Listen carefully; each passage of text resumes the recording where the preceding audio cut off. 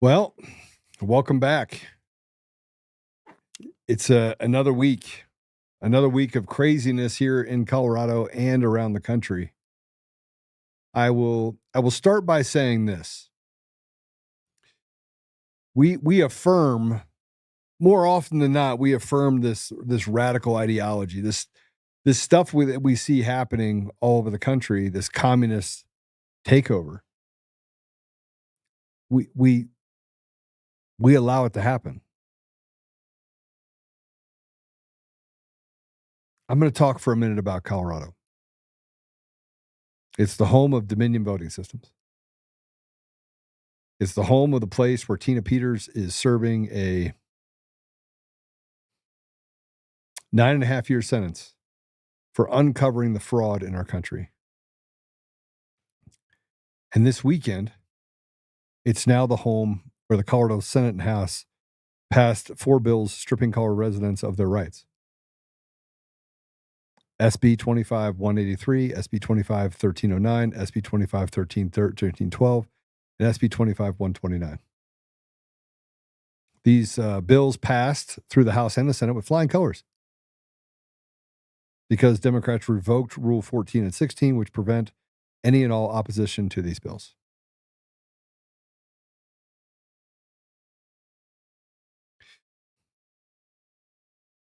While President Trump, this is going to be a very heavy broadcast. You'll probably want to share now if you're on the audio version, Apple Podcast, Google Podcast, Spotify, Pandora, iHeartRadio, TuneIn, and more. You're probably going to want to ask me the simple question, why is it going to be so heavy? And I will tell you that we have a good guest that's going to be on today. But beyond the amazing guests that we're going to have on today, no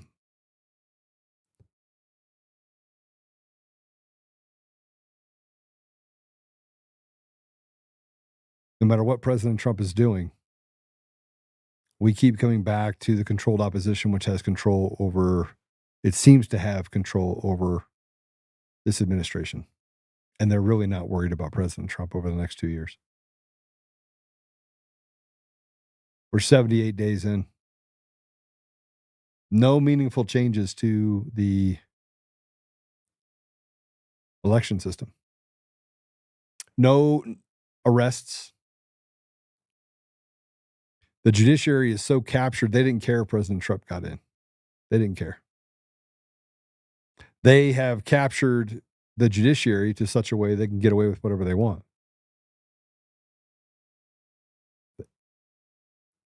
Let me just quickly tell you about this bill that they passed. And these bills they passed. If you do not affirm your child's confusion, you can be considered child abuse, and your tax dollars will also be funding abortions. But that's not all. Jena Griswold also announced in the middle of all this that she's going to run for attorney general. The piece of shit responsible for Tina Peters being in jail, that lied with impunity and stole your voice. I want everyone in Colorado to understand something. You are a slave. You are a slave, and there is this huge thirst for money and power. And that thirst for money and power seems to affect everyone that gets involved in politics. I told myself I wouldn't run for governor. I don't want to run for governor. I don't think I have much of a choice.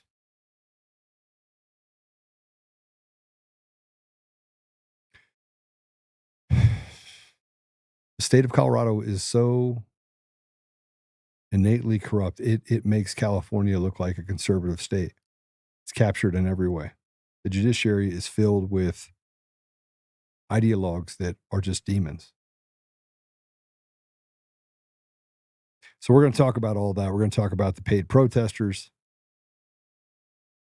And then I had a guest that I wanted to bring on. He'll be on in about an hour. His name is Kirk Widlund. He was a producer for KNUS. Got attacked by Antifa. And we started off with the conversation about the Coomer deal, and I said, well, just come on. I'll walk through it with you. And if at the very end you don't believe that what I'm telling you is accurate, then you can come to your own conclusion. If you don't believe that I was on that call, I'm going to walk through everything with you. And if you don't believe I was on that call, then I'll respect that. And he's like, okay, I'll come on. But as I started to get to know him off of the air, off the offline. I found out that he was also doxxed by Antifa, and frankly, he's pissed off about it. His words is he didn't want more of the same to come after me. He didn't want more of the same by talking about this. So he said, if you want to talk about it, great. And I was like, I do. But more importantly, I didn't know who he was when I knew he had a show. So we're going to talk to him, and we're going to go through a lot of stuff today. And it is going to be kind of heavy for a Monday. But I think we have to work the problem, and we're going to start at the beginning with what these demons that were not elected, they were selected. You, the slaves, have an illegal election system. And these slaves, or these people want to make you a slave, are now telling you that they own your children. We'll talk about this and more today on Untamed. Untamed is going to be untamed. It's going to be a little crazy. I want to talk to my people. I want to talk to my brothers and sisters. We can have grace and humility in how we interact with other people. Oh, hot dog, look at you. And nobody talked about what's really happening. And let's have conversations about what truth is.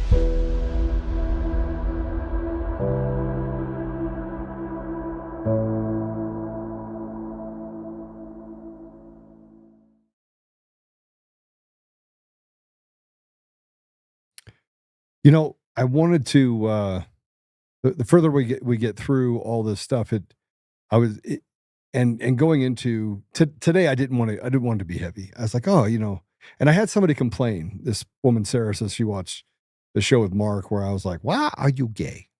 And I had to crack a few jokes.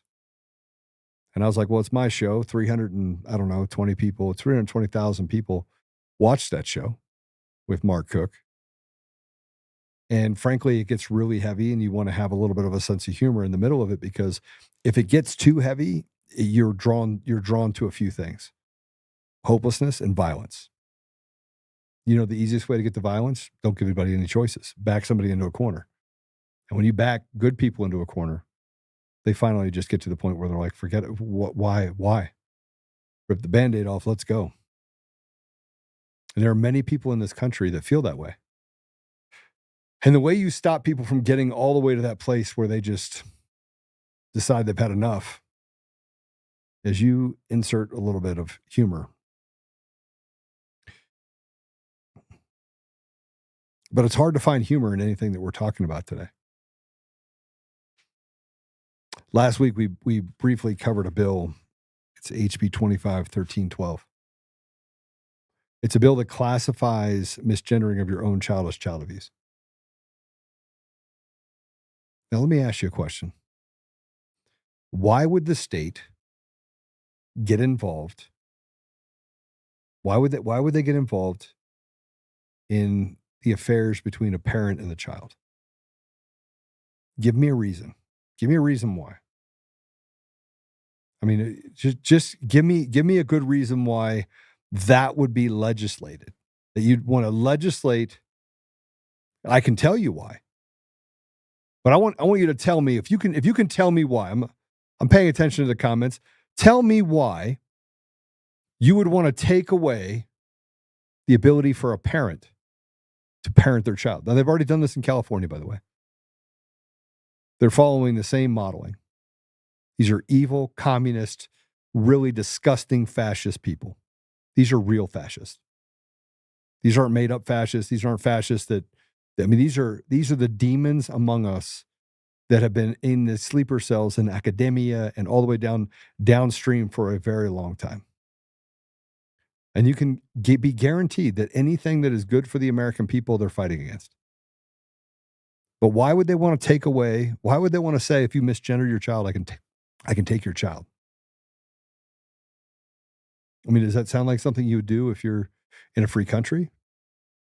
If you're free to raise your children the way you want to raise them, you raise them according to your biblical principles. Now, they can go into the school and they can decide whatever they want. They can put subliminal messaging in the middle of YouTube that say you should kill yourself, or hey, maybe you're not a girl. They can interfere at the most vulnerable time. and take away your rights. And then the school and or the administration will affirm that. But why would they want to do it? Because in order to usher in the utter destruction of society, and here's the bad part. We're already there. We're already there. And if we're not there, then please tell me, if we are not there, please tell me what freedoms you enjoy that they don't enjoy in North Korea. Tell me what freedoms that you enjoy that they don't have in Russia. Tell me what freedoms that you enjoy that they don't have in Poland, Yugoslavia, Italy. Tell me. And you say, well, you have the freedom to speak. Okay. Do you? If you misgender someone, they're telling you that they can actually throw you in jail. They can take away your kids. Do you have the freedom to actually put your child in a school of your choice? No, you don't. You have absolutely, between 0 and 0, you have zero opportunity in this country that you can't get in 181 other countries. And you say, well, this is a safer country. Well, Colorado just passed SB 3, making any gun that can actually receive a magazine illegal. That means 80% of the weapons that are out there are illegal. You cannot have an AR-15. You cannot have a semi-automatic pistol. It's sitting on Jared Polis's desk, and they want to make you unsafe. Now, keep in mind, these are the same radical leftists that also have judges that are saying you need to bring back MS-13 gang members back into the country, and that you violated their rights by shipping them out of the country.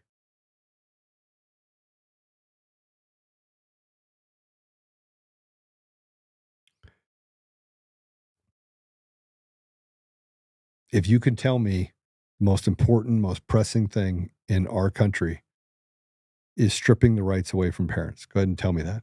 It's been done in like 11 or 12 states. That's the most important thing. Universal abortion for everyone. So killing babies is the biggest priority we have in our country. People can't feed their families. They're giving up 56 cents on every dollar. They have less than half of their money that they make. You go out and you work your ass off 50, 60 hours a week, and they take over half.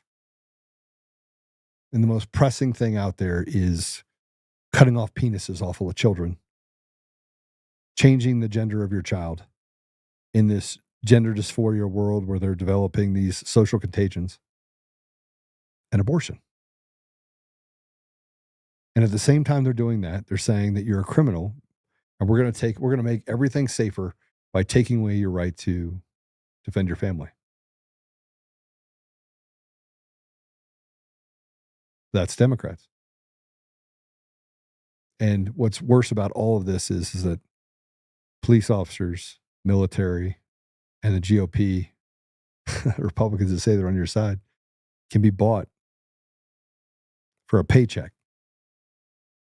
They can be bought for as little as $250 and somebody saying something nice about them in a ragtag magazine. Being noticed and saying, oh, I'm standing up over here and this radical leftist blog will write something good about me. I'm just going to continue down that path. I mean, that frankly is just how sick it is. And we keep pretending that we're not at that place.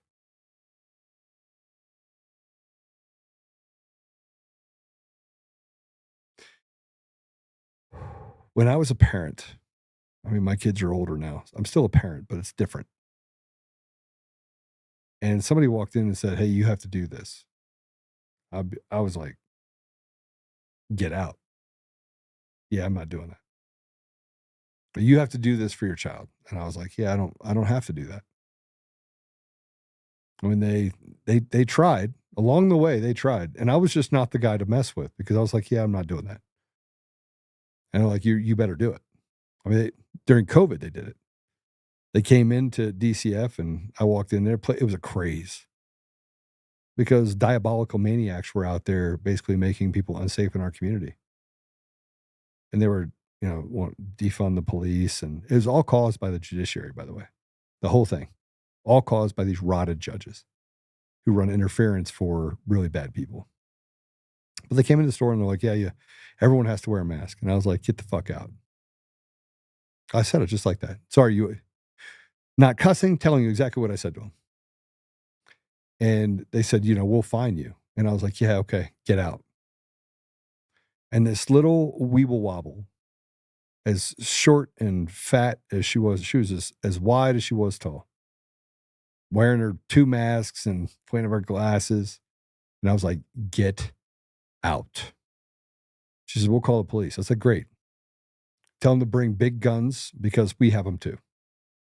We're the only company that is actually guaranteed by the Constitution. We're actually written in the Constitution. Like, first, you have the right to speak, and I'm telling you to get out. And the second thing is you have a right to defend your family. Get out. So the sheriff called me. And I was like, yeah, I'm not putting masks on everybody. Well, can you put up this sign that tells everybody they have to wear masks? Nope. No, I won't do that either. Well, and went through this whole list. He goes, well, will you at least put a mask on if somebody else comes into the thing and wants you to wear a mask? I was like, yeah, out of respect for our people, yeah, we'll do that. He says, all right, that's perfect. Thank you, Joe. I was like, okay. We would have done that anyway. Never had an outbreak. But I said no. And I didn't care what the consequences were. Parents are being held hostage by radical leftists who don't have kids. They're demons. I mean, you have a school board member that literally was accused of sexually assaulting, I think it was like 40 or 50 children. Nothing happened to him.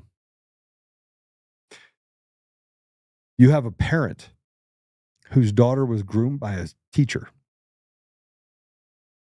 Then the teacher, I'm going to show you this. Can we pull that up? I put it out there this weekend. Yeah, I put it in the deal. The student was 17 years old. And the teacher helped declare this happened. This actually happened. You tell me somewhere along the line that this is what this country stands for. Because I can tell you something. If someone would have done it to my child, that teacher, like I'm not afraid. I'm not afraid to go to jail to put a pedophile where it belongs. I'm not. I said, I've already made the choice. I've already made the choice that I've already started fighting for the last 4 years. They've already taken everything from me. I'm going to continue to fight against these liars and these thieves. The Eric Coomers of the world, I'm not going to stop fighting. The Charlie Kane, his lawyer, that demonic lawyer from Texas, not going to stop fighting him. These pieces of trash that basically want to take away the truth and replace it with some sort of fantasy, yeah, I'm out. 17 years old. Teacher gets involved, goes to the state and says that this person, yeah, this is unbelievable. Yeah, let's get that ready.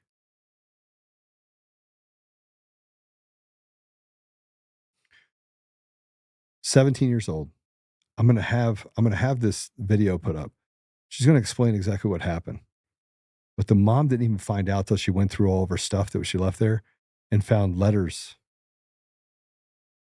where the young girl talks about kissing her teacher.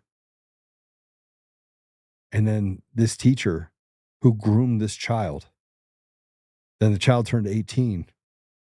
And there's been the principal and the administration ran interference for the teacher to get this 17-year-old child.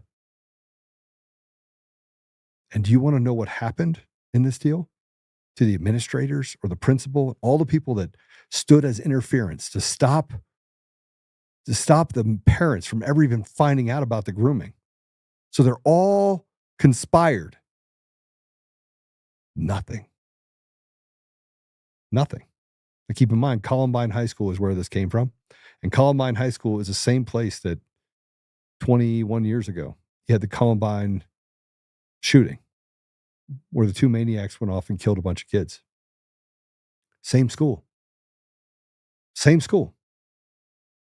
They institutionally just, I guess they pick and choose, right? They pick and choose what schools, what environments they can just go in and destroy children.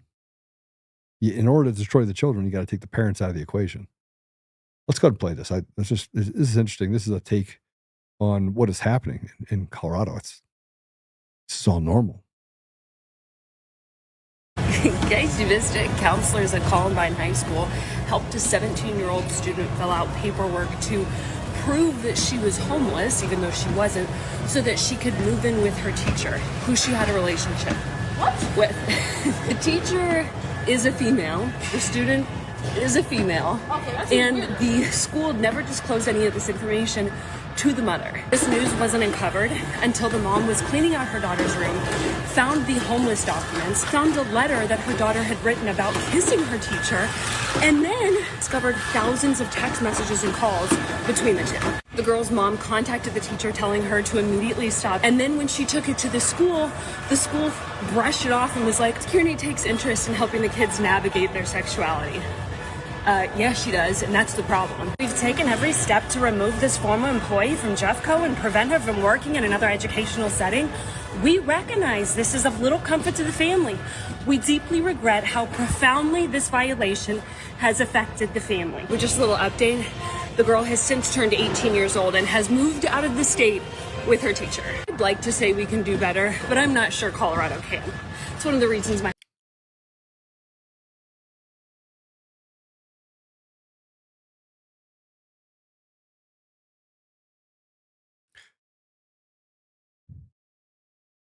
That was a school in Jefferson County. Now, Jefferson County has had almost 20 allegations of grooming and sexual misconduct by teachers in the last 5 years.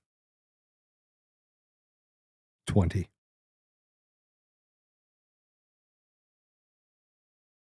And now Colorado just passed a bill that classifies misgendering your own child as child abuse. It could cause you to lose custody if you don't affirm your child's chosen gender. The vote was 36-20. Go ahead and put it up. We have this vote. And JC, if you could do me a favor, and you could put the phone numbers and the email addresses of everyone that voted for that. I want, and if you can find, I want their emails and phone numbers for every single one of the people that voted for it. And if you feel inclined to call and email those people, do not make threats. See, we're not going to make threats. When it gets to the point where it's gone too far, we don't need to talk about it. We just need to tell them what they're doing is demonic.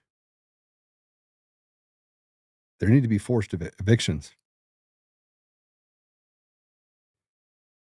But I also want to tell you that during the course of this vote, to get it, Rule 14 and Rule 16 were both invoked. Rule 14 means that debate period are limited to 2 hours only.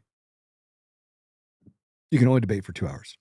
Rule 16 means a zero debate period before voting, completely shutting down any opposition.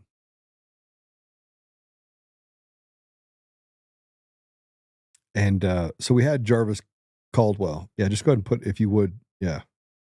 This is unbelievable. Legal protections for, yeah, sure.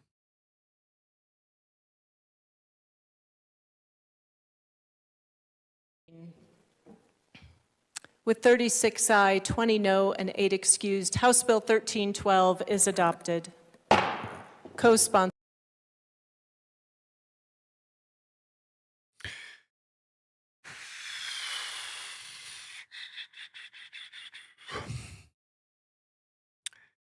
Jarvis Caldwell broke it down. I want you to check this out. This is interesting. This kind of gives you a little bit of a understanding of what we're dealing with. Let's go ahead and play this for Rep Caldwell. Hello everybody, it's Jarvis Caldwell here from Colorado House District 20.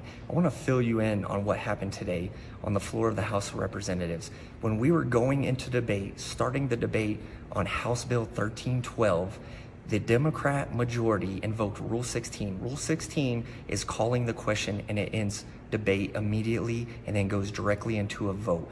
And I believe they did this to silence us because they know how much negative attention this has been getting nationwide. And so what they did was they silenced us and did not let us represent our constituents and talk about the issues that we have with this bill.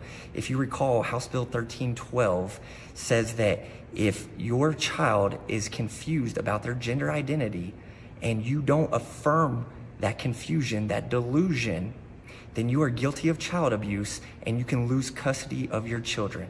Now, here's what I wanted to say from the floor of the House of Representatives that I was robbed of saying in silence. I wanted to say it is not me, it is not my constituents, it is not the people from my side of the aisle who are pushing this gender identity crap on the kids of Colorado.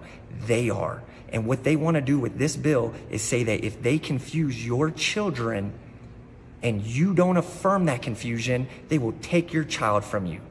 That bill passed the House of Representatives on party lines today. It's now going to the Senate. So you need to reach out to your senators. You need to reach out to the governor of Colorado and let them know that you're not okay with this. I appreciate all the support over the last few days, and we're going to keep fighting for you. Thank you.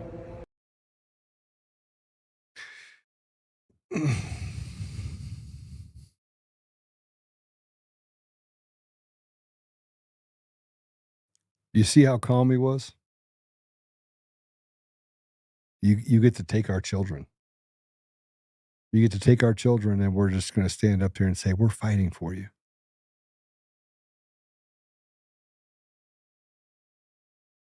And everybody wants us to stay calm. Everybody wants us to have decorum while they groom our children. I don't know. I'm trying really hard to stay calm while I'm talking to you right now.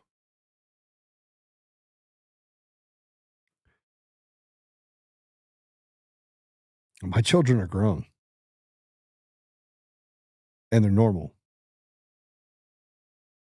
But how many kids aren't being given a chance to do anything because the predators are allowed, the pedophiles, the Colorado Pedophile Party. Just call it the Colorado Pedophile Party is the Democrats. They're nothing but a bunch of pedophiles. And, you could say, oh, I'm a Democrat. And you are taking away parental rights. So now you're not only a slave, but you're a hostage in Colorado. If you don't do exactly what the schools tell you to do, they can reach in and have them fill out paperwork to say that you're homeless and then have you go live and sexually abused by a teacher. And if you say anything and they can just write a little article that says, oh, sorry, we didn't mean to have this violation. Nothing happens though. We don't need to arrest anyone, and you don't need to be held accountable. Can't sue because the judiciary will just cover it up. These people are demons. These people are certifiably demonic. And we sit back and say, well, what do? We destroy them. That's what we do. You destroy the very people you destroy them. You evict them. You stop thinking that they get to take your tax dollars and do everything they can what they're doing right now. And remember, they just passed SB 25003, which makes it you can't defend your home. You can't defend your family. Yeah, you can go get a musket and a black powder deal and you get one shot and they have 3 guys, but they can come in with illegal guns because, criminals can do whatever they want. And you can violate the Second Amendment, which is, and walk past the 10th Amendment, walk past the 14th Amendment, because we don't actually care what the Constitution says. And that's in essence what they're doing. They're basically saying the Constitution doesn't matter. But it gets better. So they passed that bill, and they did it in the dead of night. They did it on a Sunday. They did it over the weekend.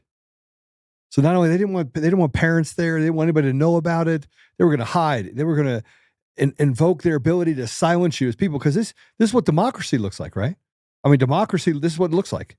Democracy looks just like this. This is what democracy is, where you have 36 pedophiles that get up there and they vote to actually take away your ability to protect your children. Yeah, you're not allowed to talk about God. You're not allowed to talk about any of that stuff. They can just take whatever they want. That's democracy. It should be. I mean, how dare you say it's anything different than that?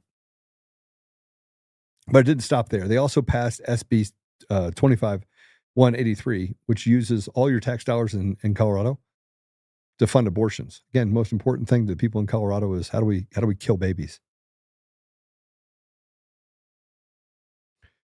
And here we go. We got the same thing. This is them actually passing. Takes $3 million from Colorado taxpayers to fund all abortions. Let's go and play it.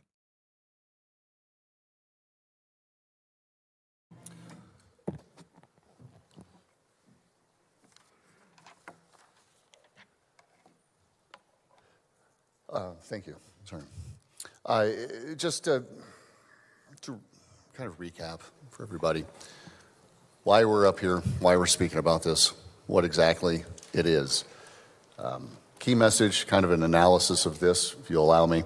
If passed, this bill will require what we refer to as HCPF, the Department of Healthcare Policy and Financing, to cover abortion care services for Medicaid and Child Health Plan Plus program participants using state funds, and for public employee insurance plans to cover abortion care services for plan members. Just want to make sure that if there are folks that are listening outside of the chamber here, that we understand what that means is appropriating roughly $3 million from the general fund to the Department of Healthcare Policy and Financing specifically for abortion care services. This is something that I understand, that there were very many people in Colorado that had approved, that they had voted for Amendment 79. There were a lot of people that had specifically voted against this. It puts a number of Coloradans in a very, very difficult spot. There was an analysis written by the Denver Gazette in 2024 by their editorial board that wrote that Amendment 79 embeds the unfettered right to an abortion in the state constitution for no apparent reason, other than to require taxpayers to fund the procedure. Colorado is one of the easiest places in the country to get an abortion.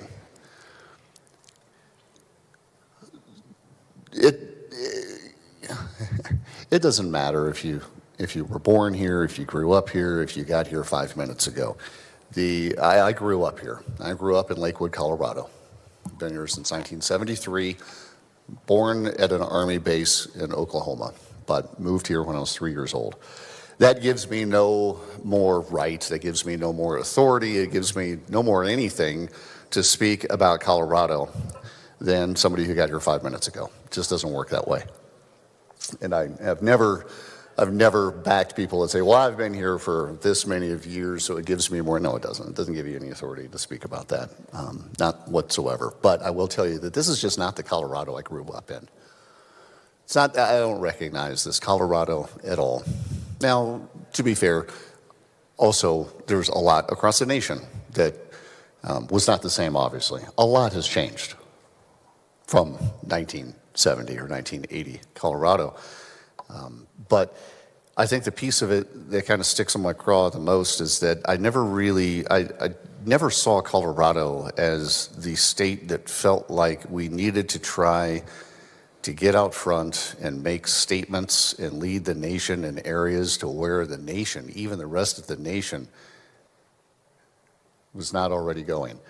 I don't understand why Colorado has become seemingly a test market for the most extreme policy. That's the Colorado that I do not recognize. That's the Colorado that concerns me. Come to Colorado, ski. Come to Colorado, climb the mountains. Come to Colorado, get an abortion. It's a tourism industry. That's not the Colorado that I grew up in. It's not the Colorado that I care to recognize any longer. This is compelling individuals to financially support a procedure that many, even though Amendment 79 passed, many people still find morally or religiously corrupt. I would ask for a no vote on.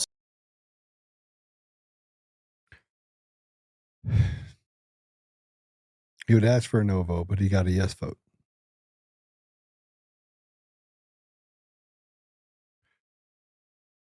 And here's the bill passing 40 to 21.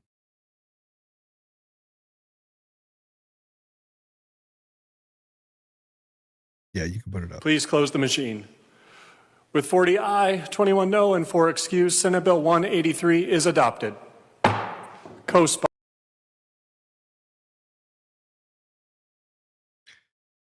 There were two other bills that the Colorado Dems have shoved through Congress. And you'd say, Joe, why do you keep talking about Colorado? Because what happens in Colorado will come to your state next.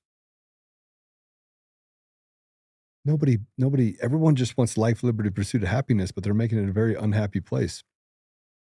And you remember the saying where they said, first they came for the Jews and nobody said anything. Then they came for the Catholics and nobody said anything. Then they came for the Christians and no one said anything. And then they came for me. And there was no one left to say anything. I mean, we're in that place right now. You know, you get caught up in the judiciary, and I've got this lawsuit with Coomer, this piece of trash Satanist, who said, hey, don't worry about it. Trump's not going to win. I made sure of it. And everyone's like, Joe, you know, that machines are fine. Machines aren't fine. We have every single, I would not have been able to predict the outcome of an election if machines were fine. And I did predict with absolute pinpoint accuracy what would happen in the Senate runoff race in Georgia on January 5th, 2021. So much so that they sent me to the Secretary of State's office to meet with Pompeo, who never showed up. They had me meet with counsel, who was sweating his ass off. And that's when I knew that he knew that I knew that he knew I knew.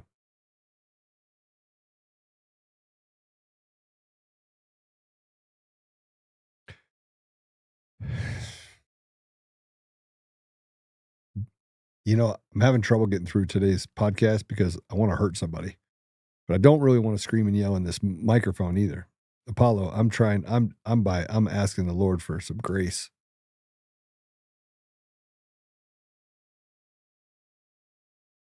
Yeah, it's heavy. Yeah. And nobody says anything about it. Nobody says, you know, that, hey, this probably isn't very good for us.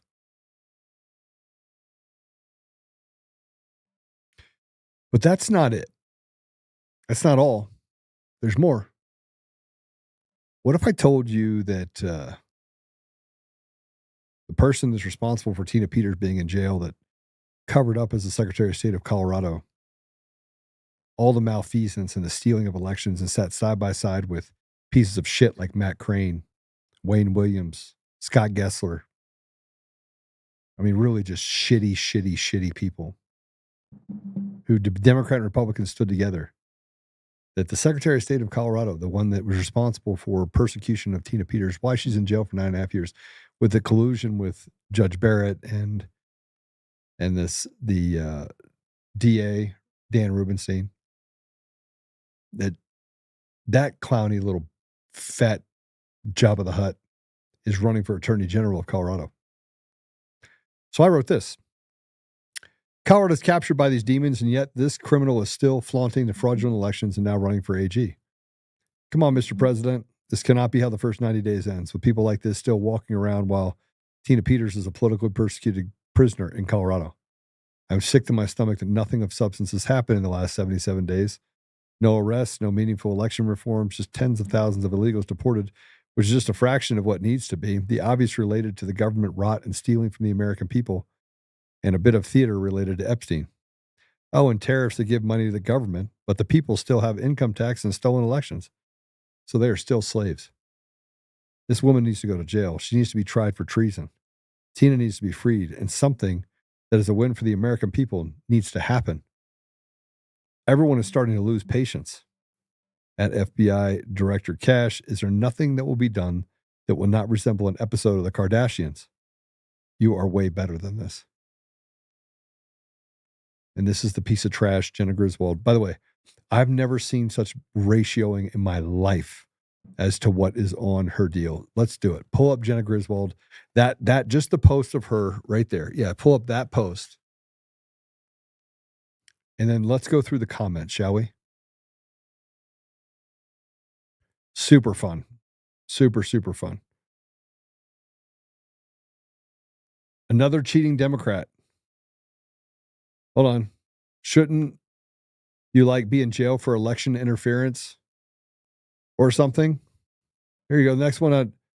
No, she's the idiot who accidentally left passwords on all voting machines, vulnerable to public access. Running to uphold the law when you unconstitutionally removed Trump from the ballot. Keep going down. FBI, Kash Patel, and Dan Bongino, where in the fresh hell is this sheet? This woman should be under investigation, yet she's running for AG. Jena doesn't need your financial help to screw Colorado. She is Soros funded. I can't wait to get her ripped apart from what she has done to Tina Peters. Tina, we know the person that didn't know the law had enough knowledge in the law to have 9 Supreme Court justices rule against her, including the ones appointed by her own party. You're an embarrassment to Colorado. I mean, you can keep going. You weren't embarrassing enough to the SCOTUS ruling a year ago. Even the justices that isn't a biologist said you interpreted the law wrong. Soros doesn't want to have enough money to get you through this one. Stand up to Trump as the first campaign priority, so the brand on ridiculous, pathetic, and uncommitted to the rule of law Colorado has become. 4th generation Colorado native here. I miss the days of Ben Nighthorse Campbell being a typical Democrat. Conservatives could live with the slight difference on policies. Now, geez, we are so screwed up. I don't want to leave my state because the crazies took over. What kind of person would inflict themselves on an electorate knowing she is despised by a significant portion of them? No sane person would do that, would want Jena as Attorney General when she couldn't understand the fact that, A, no, Donald Trump did not incite an insurrection. Go through it. I mean, you can keep going, but this is what you get on Jena Griswold. I counted out of, I think it was like 800 comments. 800 comments? Let me see how many comments there is here. 1.2 thousand comments. I counted 4. And I just kept going down. 4. Now, this is a person who is really popular, right? I mean, she's popular. This is a person that's popular in Colorado, popular enough to win becoming the Secretary of State. Oh, yeah, but that was a fraudulent election, too, with Tina Peters.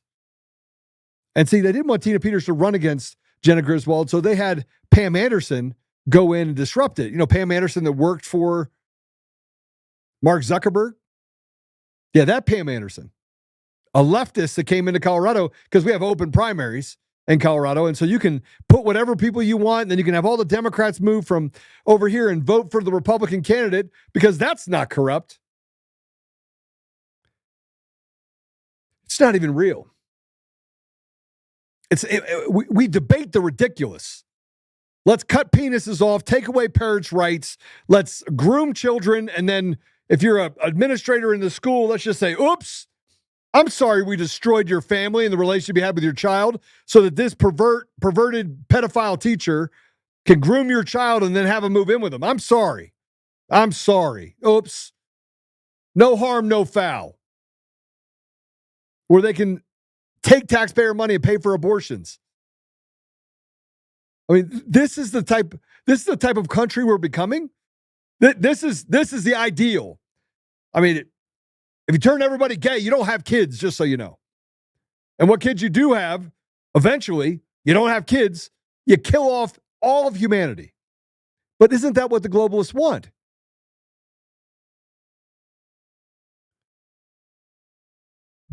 And of course, if you want to donate to Jena Griswold, guess where the money goes through? Guess what it goes through, Apollo? Yep, Act Blue. Shocking. Act Blue. How much you want to bet she had the biggest fundraising day she's ever had? Because Act Blue there's no accountability. I mean, for F's sake.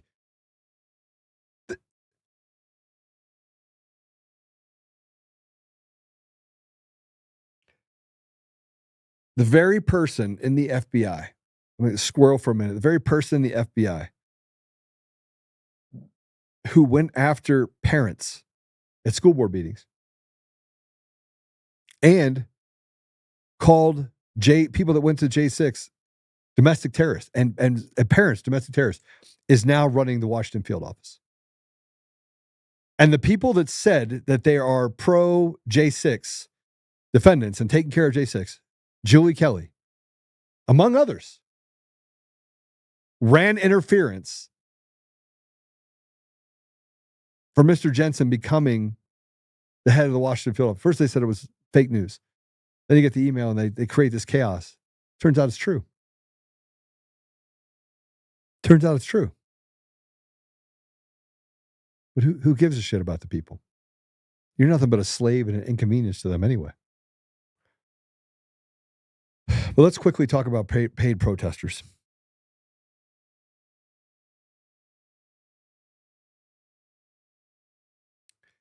I'm a firm believer that you don't need bots. You don't need paid protesters. If what you're doing is good for society, then you should have the debate, the stage of debate that should dictate that that's a good idea.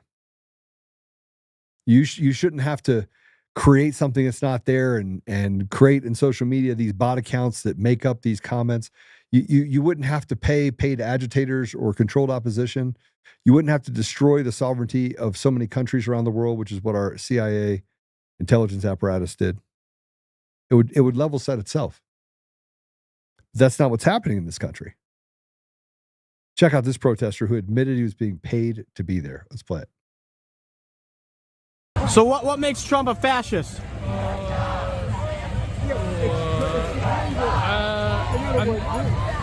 What makes Trump a fascist? He does things without Yeah, talk loud. I don't have my mic on. I'm not really good into interviews. Sorry? He just does everything he wants and, not following laws or, he's a convicted felon, that's all I know. But your sign says he's a fascist, and I'm just curious what makes him a fascist. One of the things is that he's trying to control the media, right? Say that again? He's trying to control the narrative. How is he trying to control the media? Doesn't every president try to control the narrative? They try to control their own narrative, but one of the things that Trump's has done, for example, is the renaming the Gulf of Mexico, and then not allowing the Associated Press to come into the White House. Basically, trying to get. What are your feelings about him renaming the Gulf of Mexico as the Gulf of America when a majority of the Gulf is in fact on the coast of America as opposed to Mexico? I mean, it's kind of pointless.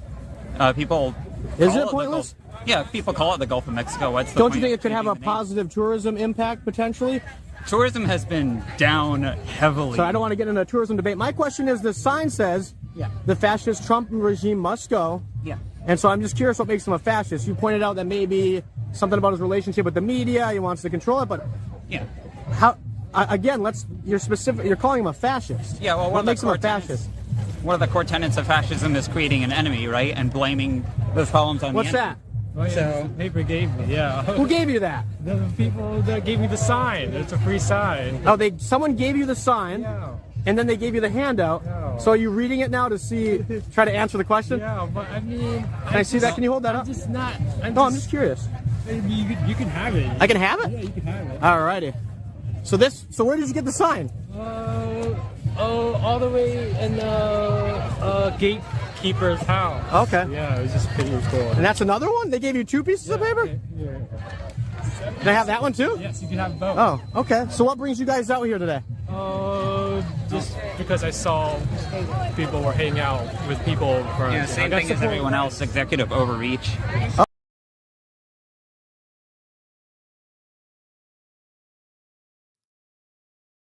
That's not the only one. Here's one from just a little while ago. This is a Doge protester. I mean, that guy, he looked really smart, didn't he? I mean, that's your typical leftist. Dumber than a box of rocks. And will kind of move around a little bit and just try to figure out what they picked up on Twitter or X or any number of sites. I mean, just pick a site. If you can get it out in 5 seconds and it just sounds right, then somebody will. I mean, these are the simps that you have. But here's one. Here's another Doge guy. Let's play it. You get paid to be out here? Yeah. Amazing. So some pack. You really are getting paid for this? Yeah. Absolutely. Oh. Definitely. 100% I'm getting paid for this. 100% I'm getting paid to do this. And here's another one. $25 an hour to stand there and do nothing. Let's play it. Okay. And how many hours? How much you get an hour? 25 cents. 25, right? We're getting 25 an hour. $25. Hey, you know. $25 an hour. And here's another one. This one is so bad that it almost it had to be like the B, but it's not. Let's go and play it. I was one of the paid protesters at the April 5th liberal protests. And so I just wanted to come on and talk about my experience, what I had to do to get paid, and how much I got paid. So there were two kind of parts to it. The first was obviously just showing up. They gave me like a time and a place and told me to look for a girl with blue hair and a nose ring, which like I thought would be really hard because I thought like everyone was gonna look like that, but luckily she was the only one. It was really easy to find her. So yeah, that was good. I checked in. They told you that you couldn't wear anything MAGA. They also asked you not to wear red, so I just wore a black t-shirt and jeans. And yeah, I checked in, and then they said just like go on the march. And then at the end, there would be like a questionnaire to answer. Oh, and then the other thing is they said they would pay extra if you brought a sign. So I did bring a sign. Again, same thing, like couldn't be MAGA, had to like be in line with like the liberal agenda. So my sign said, everyone deserves a good education, which like I don't necessarily personally agree with. Like if you're gonna be a server or like a mechanic, like you don't really need an education, but I wanted to fit in. I wanted the money. And I didn't want to like draw attention to myself. So that's what I went with. So anyways, I went on the march, and then at the end I had to check back in, and that's when they gave me the questionnaire. And okay, the interesting thing is like you had to answer the questionnaire as if you were a liberal, and there were right and wrong answers. Like it wasn't just like whatever you thought. Like you could get the questions wrong, and you had to get them right in order to get paid. At this point, I had already invested like 2 hours of my time, so I wanted the money, you know? So the first question, for example, was why do Republicans want more women to stay home and not work and not have jobs? And again, I just kind of like had to put myself in like their mindset. So I wrote basically like if women don't have jobs or job experiences and they have to rely on men financially, and that gives men a lot more control over their lives. For example, like, you know, if like she's in an abusive situation or whatever, she can't really leave, especially if she has kids. She doesn't really have the means to take care of them, and she doesn't have the experience to get a job that could like afford to take care of them. So it just gives like the men a lot more control to kind of do what they want her to do, basically. So that was my answer for the first one, and I got that right. But there were some that I just like didn't really know what they would consider a right answer, you know? So I just asked, I was like, what do I do if I don't know how to answer this? And she said, just like do your best and then come talk to her at the end. So for example, there's one I didn't really know what to say. It was like, what is critical race theory, and why should it be taught, and like what's an example of like something that you could learn from it? And I like didn't know what they wanted the answer to, you know? So I just asked her about that one, and the answer that she gave is basically they just want people to understand the lasting effects and impact of segregation and discrimination. And the example she gave, what she called it? She called it like generational wealth. And she explained that during slavery and during Jim Crow and like even after that in some places, like Black families have been essentially barred from owning homes, where like white families could own a home and then like pass that down, and their family can either like live in that home and not have to pay for a mortgage, or they could sell that and then use that money towards like other opportunities. But because Black families weren't able to own homes, they weren't able to like accumulate that wealth in the same way, and they had to like spend more of their income on rent, and they weren't getting that back the way you get back, when you buy a house. So she said that was just like one example, but yeah, that was like kind of her answer to that question. So I wrote that down. And yeah, I got paid. I got paid $100 for going to the protest, and then I got paid an extra $10 for bringing the sign. And like overall, it was a pretty good experience. Like the people were pretty nice. Everyone smelled really good, which was like a surprise to me. But yeah, so the questionnaire had 8 questions. So let me know if you want me to talk about the other questions. Or let me know if you have any questions. And then I think people got different questions on that questionnaire. So let me know what your questions were, and like, did you get them right? Did you get them wrong? Yeah.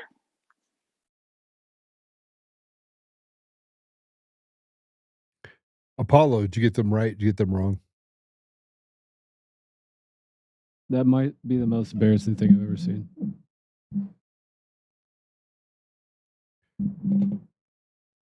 These kids are retarded.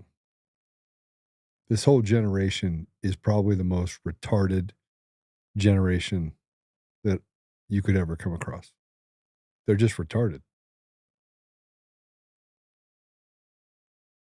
Blue-haired monsters from my generation that are a part of this whole thing, they're just cucks.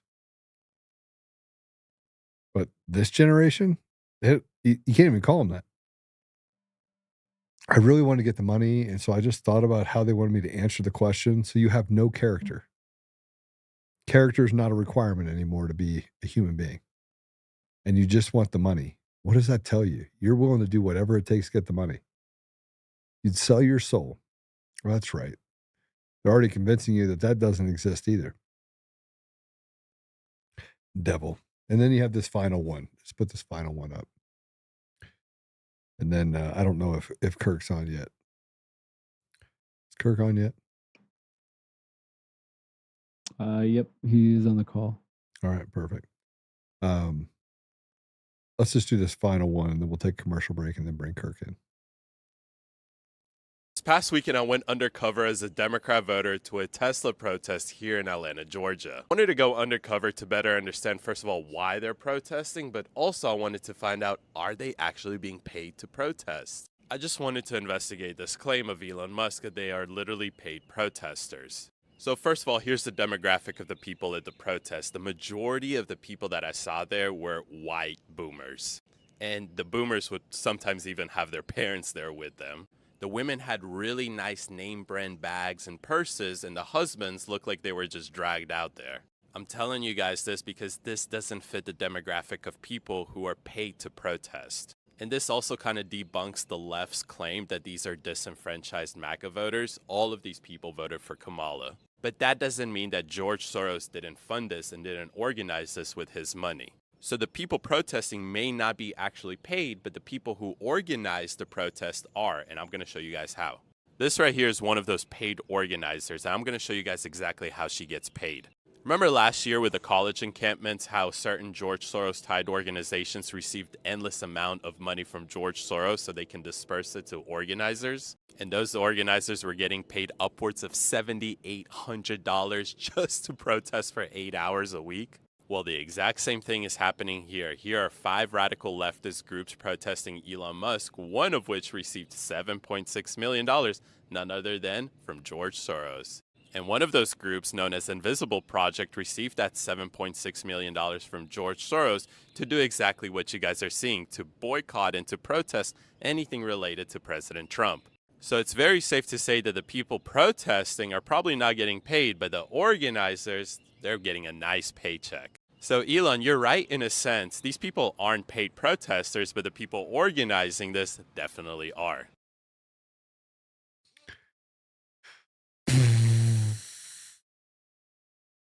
Take me to commercial break. And then we're going to talk about Antifa. That should be a fun conversation. We'll be joined by Kurt when we come back.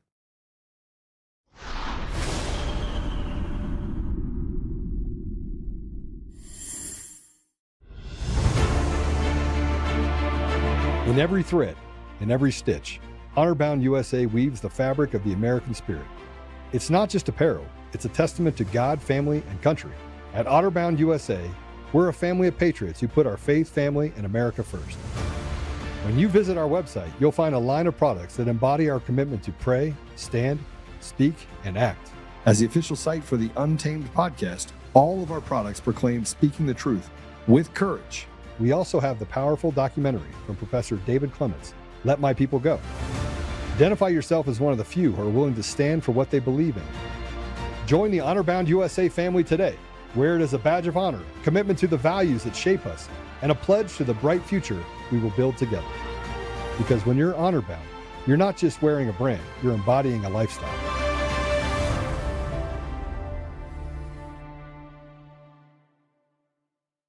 Hi, I'm Joe, Supreme Leader of DCF Guns. What is DCF Guns, you ask?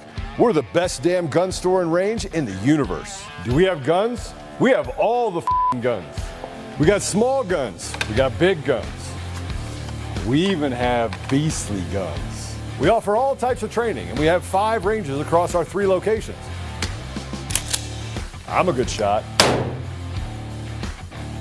And of course, we have all types of ammo. We even have flamethrowers. Woo! We offer incredible membership opportunities, and members save even more on guns, ammo, and accessories. Military, both active and retired, and first responders get up to 40% off memberships. Come join the DCF family today, where we keep the range hot and the deals hotter.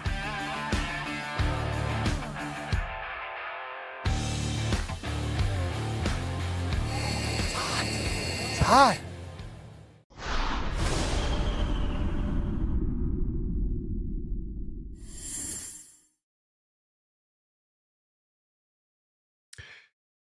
All right. So it's, sometimes I get on social media and I respond to people. And sometimes I'm nice and sometimes I'm not. I always tell people I love Jesus, but I'm not Jesus. Sometimes I'm having a bad day at work. I should probably stay away from social media. And I tend to have a very sharp tongue and have not a lot of patience. So I have to apologize for that quite often. But I met Kirk on a post, and I was jabbing him, he was jabbing me, and he's like, oh yeah, just like that Antifa call. And I was in that place where I was like, nothing can really, I'm not going to get upset over this because I've spent a lot of time trying to figure out people's stories and what happened in their life, what they went through. I don't know why I went to it, but I went straight to, all right, I tell you what I'll do. I'll bring you on. It looked like he had a show, so I had to go check out a show. And I didn't know much about, his previous history or anything like that. I was like, just come on and I'll tell you everything that you need to know about Eric Coomer.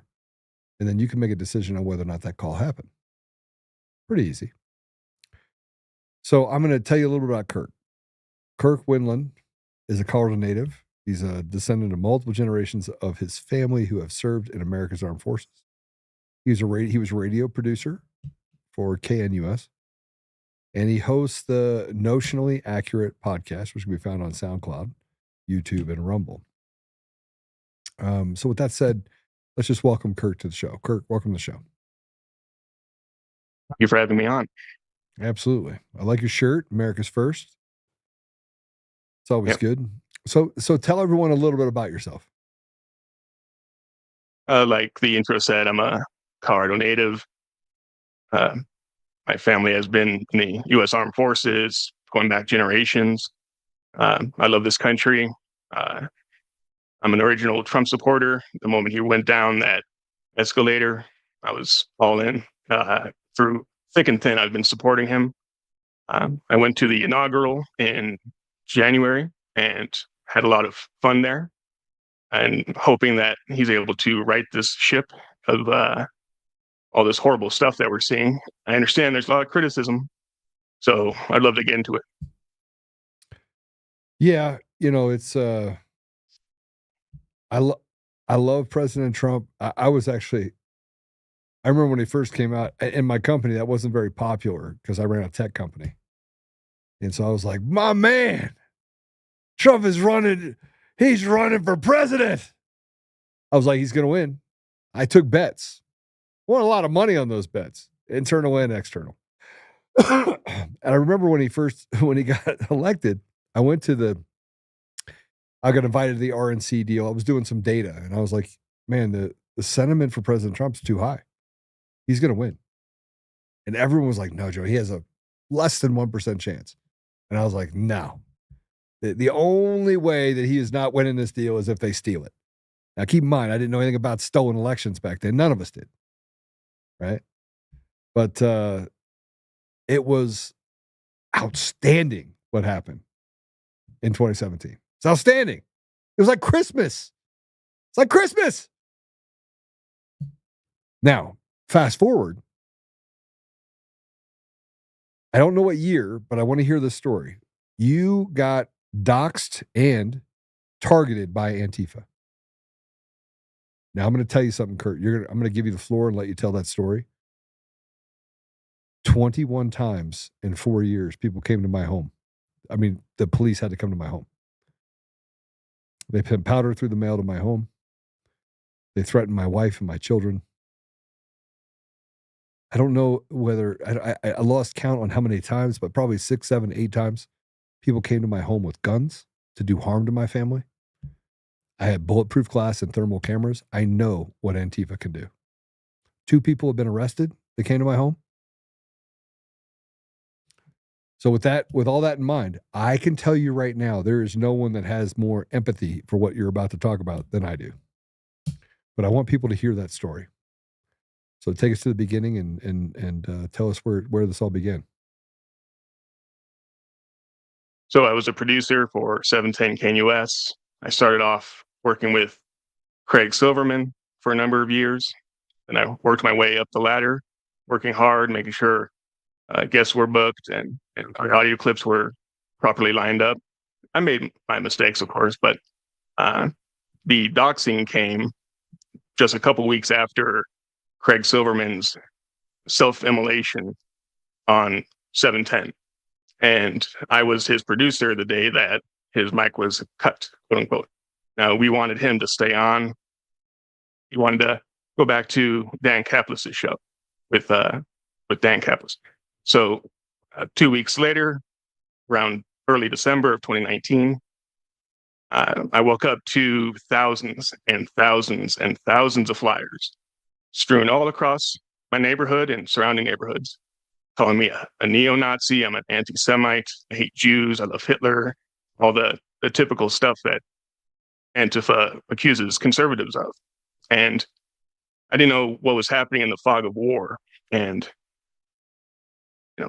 2 weeks later. Hold on a second. They went to you. Sure. Are you married? I'm not. Okay. I was living with my parents at the time, and they were in their 70s.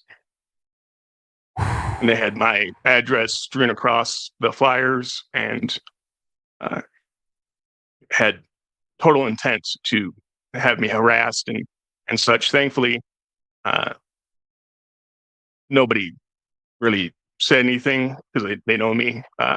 So I had good relations with my neighbors, never caused any trouble.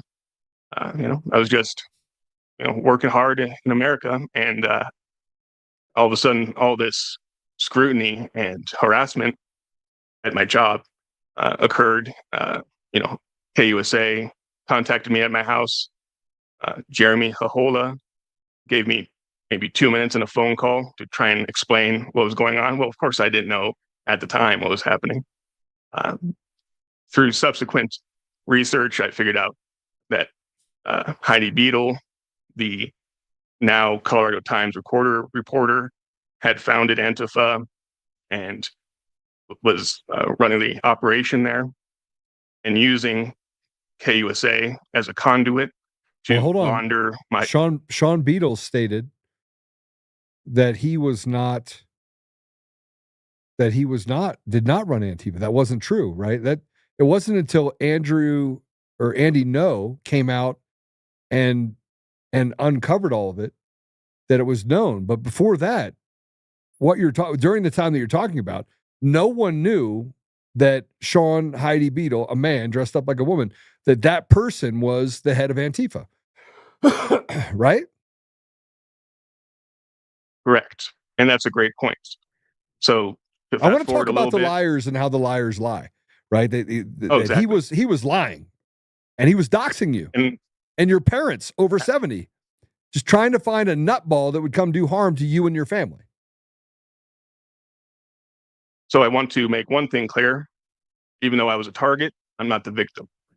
The real victims are, my parents, my friends and family, and KNUS. They were trying to, I think, take down KNUS. Yeah. And I think that's because we were opposing a lot of the anti-ICE rallies that Antifa, BLM, you had referenced Kay Anderson, you alluded to him. He was trying to change the name of a neighborhood because 80 years ago the namesake was involved in some KKK stuff, and it was called Swastika I don't think Hills. Right. I mean, which with a name like that. I mean, trying to change the neighborhood to address the the BLM stuff, right? The craziness of it. So yeah, absolutely. Yeah. Okay, go ahead. Sorry, Kurt. No problem. So Sean Heidi Beadle gets exposed by Andy No, and the Colorado Springs Antifa account is suspended. It's been reopened, and it's now still active on Twitter /X. But Sean Heidi Beadle, in the early stages of the 2020 BLM Antifa riots, pens an article saying, "Oh, I've already hung up my cape. I'm not involved in Antifa work anymore," which is interesting because we were told that Antifa is an idea, not an organization. Yeah. So how can you hang up a cape to a membership that doesn't exist? Makes no sense, right? Oh, yes. And so Sean Heidi Beadle is exposed, starts going off the deep end, starts talking about how she supports political violence against conservatives. She calls fascists, he calls fascists, and just starts going off very confusing. The crazy train. The he, she. I just stay with the he, because for sure. He's got a swinger. It swings. Right. Twig and berries. Yes. Oh. So through my subsequent research, it wasn't just KUSA that had contact with Sean Heidi Beadle. It was also people that worked at Westward, that rag that I typically would see when I was donating plasma that crackheads use as toilet paper. Mm-hmm. Connor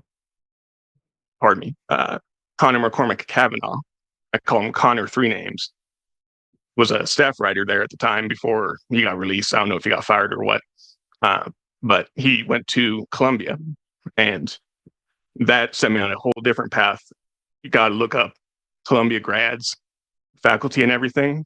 It'll make a lot more sense because they housed in the 30s the Frankfurt School, a bunch of communists and Marxists, economists and philosophers in the 1930s when Germany was being taken over by the Nazis.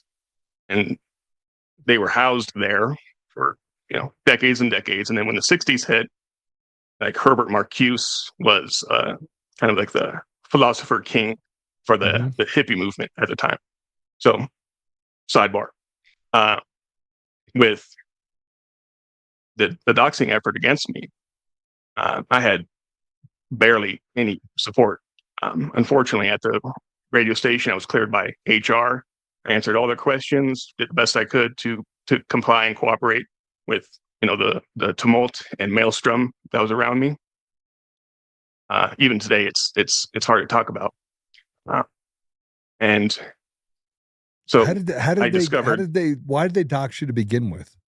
Like, what was the defining moment? Was this because of Silverman, or was this because of, like, what was that moment that they said, okay, we're going after Kirk?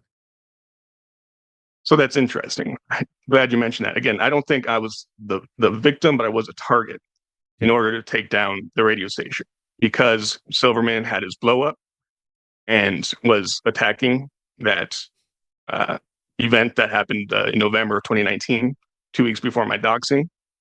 It was perfect timing to pile on. Other hosts had made some inconvenient remarks that were taken out of context and driven off the station as well. And so it was just a cascading series of events. I don't think I'm anything special. I don't think they were like, haha, we're going to take down Kirk Widlund. No, I don't think that was the case. I think it was an attempt to destroy the radio station because, like I said, we opposed anti-ICE. We were against Antifa. We were back the blue. We opposed safe injection sites, opium dens. So we had a history of fighting for conservative values in Colorado. So I get doxxed and I get removed. And as we saw through COVID and everything, the station starts faltering. I have no ill will towards anybody at that station, but I do believe that's the reason I was a target. So they wanted you to quit. They wanted you. This is a terroristic act against you to get you to quit. Not just quit, but to get fired. And again, I was cleared by HR and everything. Kirk, but you didn't do anything. I mean, it was too much. And that's the thing, is that I was all in on my work. I never attended any of the rallies. I never went to oppose drag queen story time. I was just working, mixing audio, grabbing guests, booking them, things like that, making sure that the shows ran properly, because I did more than just Silverman. I don't want to mention the people that were backing me up in order to pile onto them, because they don't know I'm doing this interview right now. So I want to prevent them from being harassed any further. But I love them. They helped me get through the storm. And I do believe I'm in a better position now, having gone through that research, having gone through what I've been put through. I'm more confident. I'm healthier. I'm just willing to now step forward. How are your parents? They're great. They're great. My dad's a Navy vet, so he's strong. My mom, bless her, she's concerned about me, obviously, but knows that I'm strong as well. So I really appreciate their support. What has the last 4 years taught you? I mean, take President Trump getting reelected. What did that 4 years of just? I mean, what you're describing is most people have never gone through that, right? And so it tears at your soul. It almost makes you question humanity, and it destroys any semblance of trust that you could have. It does a lot of things to your person. So what did it teach you? I mean, without getting into the PTSD part of it, because I know anybody that goes through what you went through, what I've been through, you have a certain portion of it, but you try not to give up all of your soul. But it does try to take it from you. Absolutely. For the first 6-7 months up through the beginning of COVID, and then like right as the Antifa BLM riots struck in late May of 2020, I was always looking over my shoulder because I didn't know who would read my docs, who would hear what Hohola or Connor wrote, and wanted to take out the Nazi, punch the Nazi. Like nobody knew who I was. Nobody cared to hear my story other than maybe 1 or 2 people at the station. And to be frank, I kind of understand, because that's the entire point of the harassment campaign, is to make me so toxic that I tar anybody I associate with. That's why I wanted to be totally upfront with you and let you know my situation, because I knew that you went through the same thing, and I didn't want to like add to that. So Yeah, I but definitely I ran towards it. I didn't run away from it. I was like, right, come on, and I let's appreciate go. that. Right? Mhm. I think For sure. everyone who goes through this, again, you said you're not a victim, right? But you were a target. I think anyone that goes through this selective targeting by these demons deserves to have their voice, number one, heard. But you also deserve some accountability against it, because this was sanctioned by news organizations and people inside of the government in Colorado that said, hey, yeah, let's go after him. I mean, this was a concerted effort by a lot of people. Absolutely. And whether it's the station and the people there, my friends and family, they did help me pull through and get uh, the only way through. What's the phrase? The only way to get to the end is to go through. So I plunged right through it, and incidentally, my experience helped me understand and realize what was happening when those cities were being burned in 2020, because I was like, oh, okay, so I know now the history of it. It was started by a communist in the 1930s in Germany, Ernst Thälmann. I know the history going through up to my point of being doxxed to the riots. Uh, I learned Sean Heidi Beetle's name. I went through Hohola and Clark's Twitter pages, found his producer, and it showed that You said they would always downplay Kyle Clark? the Kyle Clark. Yep. he blocked me. He blocked me. Antifa Clark. That's what I call him. He blocks Kyle everybody. Antifa Clark. Yep, and he blocks everybody. He is incredibly thin-skinned, but he always backs up with that. Oh, I'm just a Colorado journalist. Oh yeah, okay, sure. So You got some I have meat all on these him? tweets from him. I do, and what I found out is that he'll always downplay Antifa. He'll always play up things like Proud Boys or 3%ers as the main threat to America, and that's because he knows, and so does Hohola and Connor McCormick Kavanaugh. They all know Sean Heidi Beetle. That's the keystone to this whole.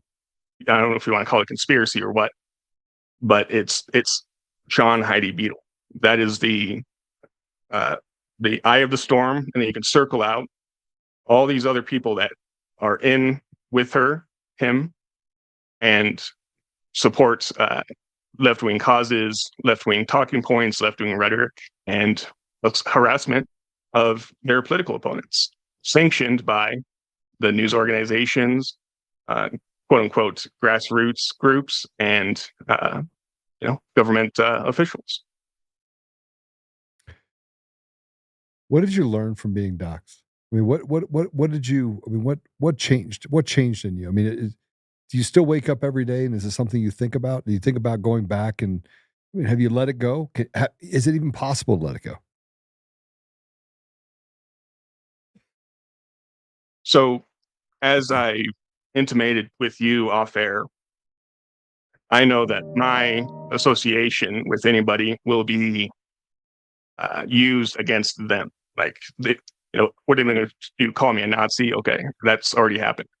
But what they'll do is use my existence, use my docs and what Antifa did to me to then tar anybody else. So they wanted me to be as toxic as possible and to then be able to latch on to their other targets, the people at the station, for example, and harass them as well. I learned that this too shall pass. Do I wake up every day thinking about it? No, not really. But I do want accountability, and I do think it's important to get my story out. And there's a lot more to it. Did you report any of this to the police? Did you report any of the doxing to police? What did they say? So the police consider me a victim of a crime. They received a copy of the flyers that were put on people's cars in my neighborhood and surrounding neighborhoods, thousands and thousands. Kind of interesting. They would have to have come up from Colorado Springs. I was living in Aurora at the time. So they had to waste the gas to get here and then print off all those pieces of paper. How many trees did they have to chop down to get that done?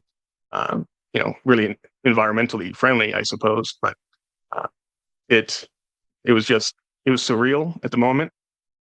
Still surreal now, but because I have more knowledge of the people and the methods, the motive, it helps contextualize things, I think, a little bit better. Did they arrest anyone? Not to my knowledge. So no one was arrested, but you got doxxed, your parents got terrorized, and then nothing happened.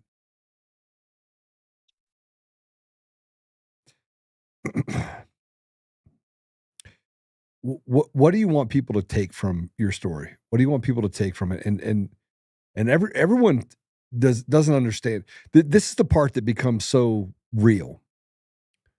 You just don't understand how much crazy can go into it until you start realizing they drove down from Colorado Springs. They went through this entire process. They mapped out what your addresses were. They put these flyers on everyone else, knowing it would get back to you.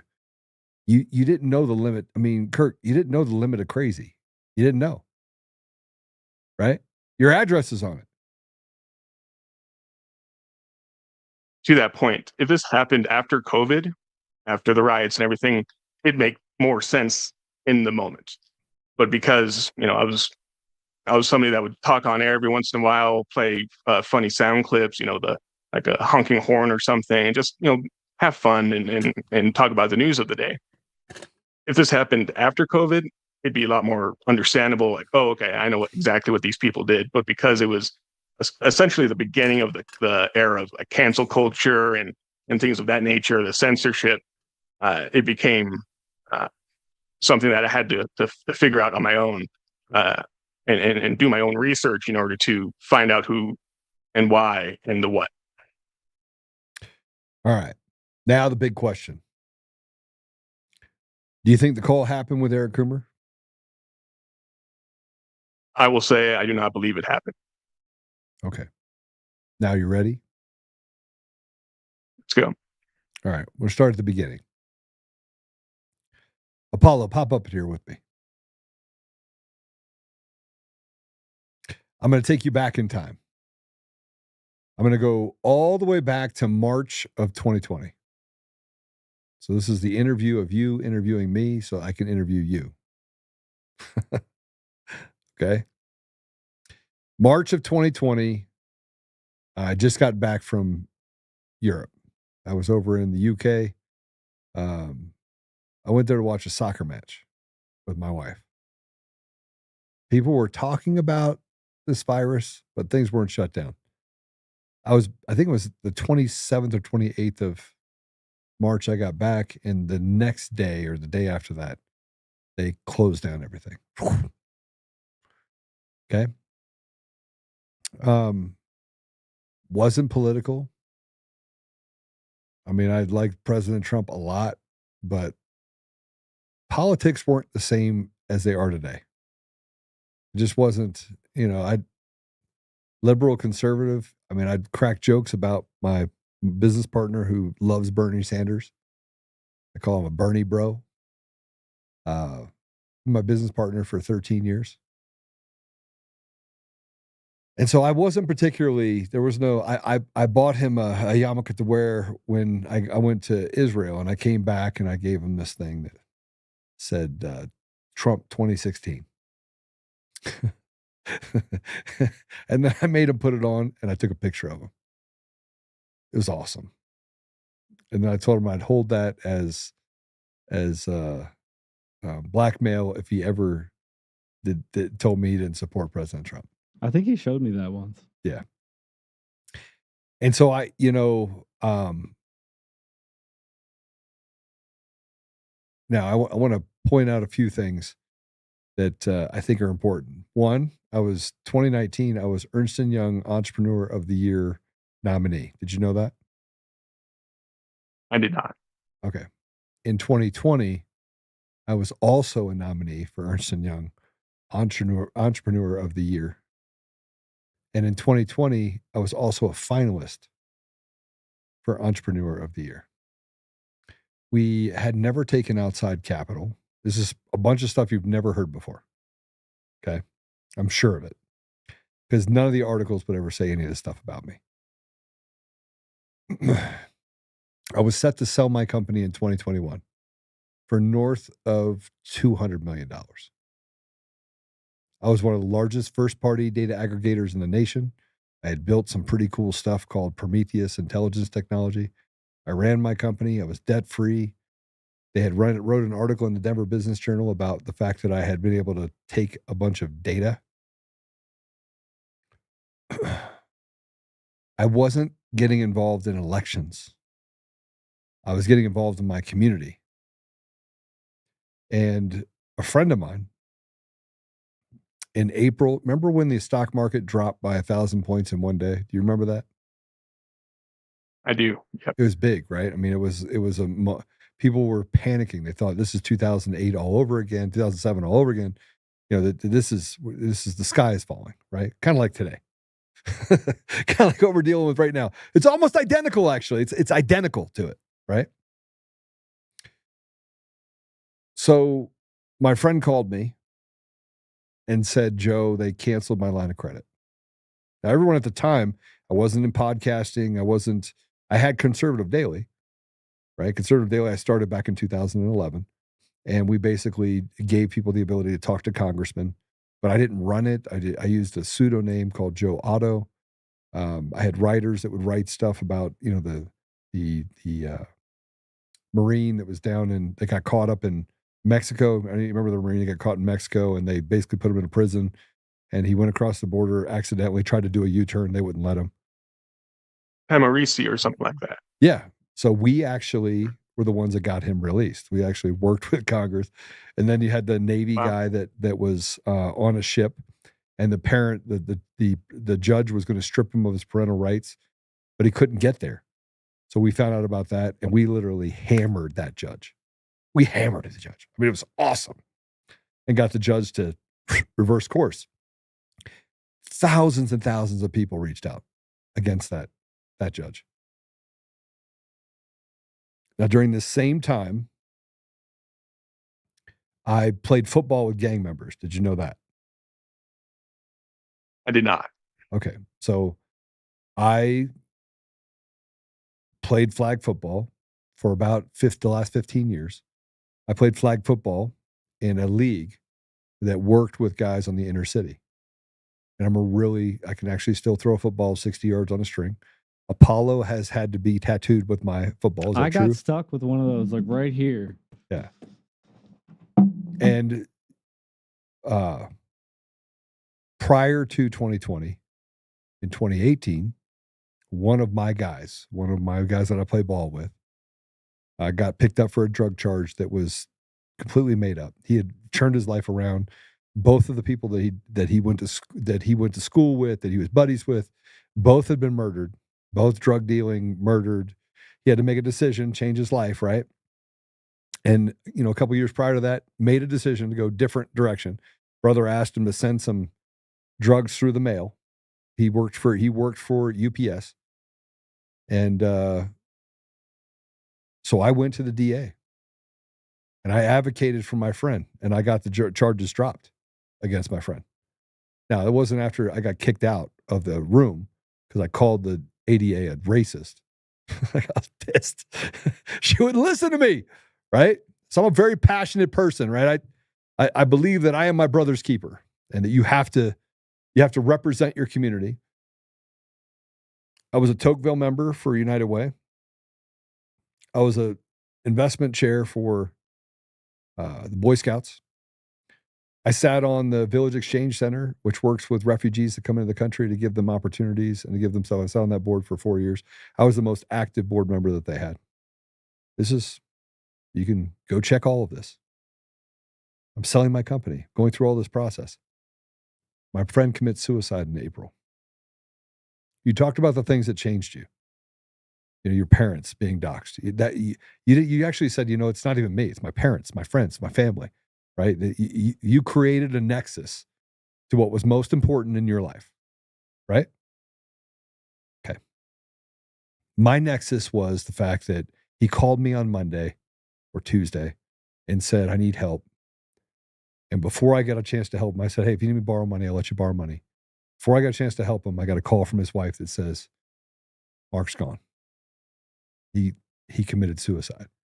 And I talked to him that night. And between that night and the next day, he checked out because he had gone through what happened in 2008 and he didn't want to go through it again. Right? Remember what you just said? You have to walk through it to get to the other side. You got to get through it, right? Well, he didn't have it in him. So now I'm angry because the narrative of this virus and shutting down our community and doing all the things they're doing looked like an op. Now, here's something else you didn't know about me. I spent 6.5 years in the Middle East and Africa negotiating in conflict zones. Did you know that? I did not. Shwaya Arabiya. I speak Arabic. I worked between Muslims, Christians, and Jews. I started an organization that basically tried to get people to stop killing each other. I was very good at it for 6.5 years. I have been in rooms with kings, presidents, and prime ministers. I have pictures with me. I have all the pictures to prove it. Right? But I'm a podcaster. They said, just a podcaster. I did that for 6.5 years. I saw the CIA do really bad things to people. I saw what USAID was doing long before anybody thought it was cool. I saw what Columbia University had done with Jeffrey Sachs. I was on the BBC radio show back in 2010 talking about the fact that there is no millennium villages. There is no genocide and ethnic cleansing in Darfur. That was all made up. I wrote white papers. I worked on election protocols. I did stuff to help other countries, and I did so for free. Okay? The only reason, and my daughter, we could bring her in, the only reason that I did not stay doing this is because my daughter went to high school and she started going from straight A's to D's and F's. And I believe that your parents would do anything for you. Right? All right. You would do anything for your parents. Absolutely. Well, my daughter meant the world to me. And she kept telling her counselor, I was in Doha, Qatar. I was meeting with Guantanamo Bay prisoner 345, Sam El-Haj, at Al Jazeera, who spent years in Guantanamo Bay being tortured as a cameraman that was found during the Iraqi war in 2002. I wanted to hear from him, this gentle giant, what actually happened. But I got a call from her counselor that says, your daughter thinks you're going to die every time you leave the house. I spent a lot of time over there. So I looked at my partners on both sides who are very, very successful. One was an ex-congressman. And I said, guys, I need to take a sabbatical. And they're like, for how long? I did the math. And I was like, well, my daughter and my son both have to get through school. About 8 years, 7 to 8 years. And I told them what had happened. And I said, I'll help you over the next year, but I'm out. I made that decision in a split second because of my daughter, because I finally heard that this was the reason. Now I knew what the reason was. So I'm a guy that's very, I don't care. I had a seat in the table and was treated like royalty everywhere I went. I was really good at what I did. People loved the fact that I could solve problems. Who would want to give that up? I certainly didn't. But I love my children more than I love anything about you. There's nothing you could give me. I love my family. That's context for you for what comes next. So I lose my friend. I see what's happening. I had seen this play out overseas. What they did overseas, they did it overseas first. They destroyed nations, right? And I'm sure you've done I've seen your podcast. You are a research junkie, right? So you will research things all the way to the very end, right? So you know that the CIA was directly involved in not respecting the sovereignty of other nations.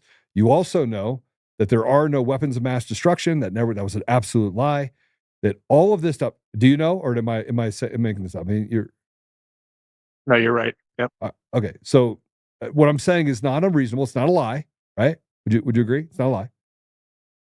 And that we've done really bad things to people all over the world. Americans have, in the name of democracy. Right? Okay. Mm-hmm. You know what happened in the summer of love. That wasn't a summer of love. Antifa came out. We used this perfect example of a guy that was going to create a controversy. His name was George Floyd, who had 4 times the lethal limit of fentanyl in his body. They made up the story that they was leaning on his neck, which he wasn't. Was he? You tell me. Was he? It was not. But the original video, they made it seem like he was. Only gave us one angle, right? They didn't show us how he was respected through the entire experience of them arresting him and how he kicked himself out of the deal. And I can't. Nobody got mad at him. Nobody beat him. It wasn't a Rodney King moment, right? There was none of that. But they put him up on a pedestal and said it's police brutality. So they knew this was the perfect example that people that are reasonable wouldn't accept, but they had to build a story. And they also knew that people get all of their news in 15-second clips. And so there would be people that would mule onto it that did not want to do the hard work to look under the hood. And therefore, they could institutionally and intentionally be dishonest to the American people and create this racial thing. Right? Absolutely. And they shut down communities and force people to wear masks. All the things in order to basically take the Constitution, ball it up, and throw it in the trash. That's why I got involved. I saw my friend die. I saw businesses actually lose their entire life saving. Now, I was fine. I had over 1,000 clients. We had more revenue than I knew what to do with. I was driving around in a really cool car. I was living my best life. You could shut things down. It wasn't going to affect me. And I'm an EY Entrepreneur of the Year finalist. What do I care? I'm going to sell my company, go drink Mai Tais. Why am I getting involved in this? Why would you? I mean, Kirk, would you get involved with it? Why would you get involved with it? This is stupid. I should have stayed out of it, right? Just stay out of it. But I'm watching my community burn down, my brothers and sisters. I live my life in my faith. You could say it's that, Joe, you get a little spicy for a guy that lives in his faith. I would tell you that I love Jesus, but I am not Jesus. Like, I follow him, but I mean, I'm a flawed man. And I love fighting for other people. I don't like bullies. I mean, Apollo, is this pretty true about me? Is this true? Yeah, absolutely. And you lived in my home, Apollo, for 18 months. Mm-hmm. Right? Yeah. And I was spicy then too. I didn't hide it. I was not Joe any has different. never not been spicy. Right. But, you know, Joe says he loves fighting for other people. I've seen him do that before I actually started with him when this Coomer thing happened. I had met Joe because of what he was doing with FEC United. And I had some crossover because we would show up to make sure that Antifa didn't hurt people. And I saw Joe be just the same kind of, you know, individual there. He would stand up and then try to give other people a voice. And I didn't really know him all that well, but I never once saw Joe start a fight. I've seen Joe de-escalate a lot of fights. Like, he'll get spicy on Twitter, but I've never seen Joe, you know, go off his hinge and do anything violent. He's been extremely consistent. Well, there was a time that I hit a guy, knocked him out, and then had to tell him that he got a concussion. He needed to go home. That was before all that started. I found out you were there that day, like months later. It was a Back to Blue, Kirk. It was the Back to Blue rally that got spicy with you know, they broke up all the equipment and stuff. And it was what was her name? It was there. The woman. Michelle Malkin. Yeah. And so I just started beating people because, I mean, they were throwing punches, so I was throwing punches. Turns out I was better at throwing punches. That was the 22. Yeah. That was the 2020. Yeah, 2020. Yeah. 2020. Right. It was 2020. It was, because remember, this led up to October of 2020 when the hat maker was murdered. Lee Keltner, who was an amazing guy. He was amazing, right? You couldn't say a bad word about that guy.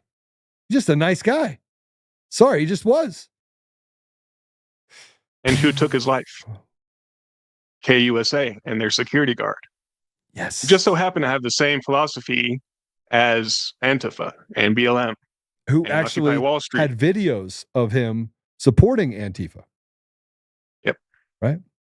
Okay. So I'm in the middle of the summer of love. I'm protecting people. And I started hearing about kids being groomed on videos with parents, now figuring out what the teachers are doing. And now I'm like, holy cow. What in the, again, Kurt, I didn't know anything about elections. I started the organization FEC United. It means faith, education, and commerce, the three pillars of our society. It also means Federal Election Commission, doesn't it? I didn't know it at the time. Everybody says like this is the coincidence. I'm like, you have no idea. I'm a system architect. I have 2 tech companies. You are welcome to come to it. We have 2 studios. I invited you actually to come in the studio and sit with me in studio. But I started that organization and 500, 600, 700, 800 people would show up at events. And I'm like, listen, they balled the Constitution up. They threw it in the trash. You do not have to sit here and wear a mask. You do not have to give into this stuff. I was trying to empower my community. At the same time, I spent almost $500,000 building software that helped restaurants and small businesses stay in business because it was all of a sudden, it wasn't cool. If you went to Walmart, the virus didn't exist, but small businesses, we needed a daddy, right? And so you needed somebody to come keep you safe. So you had to close, right? So Walmart's good.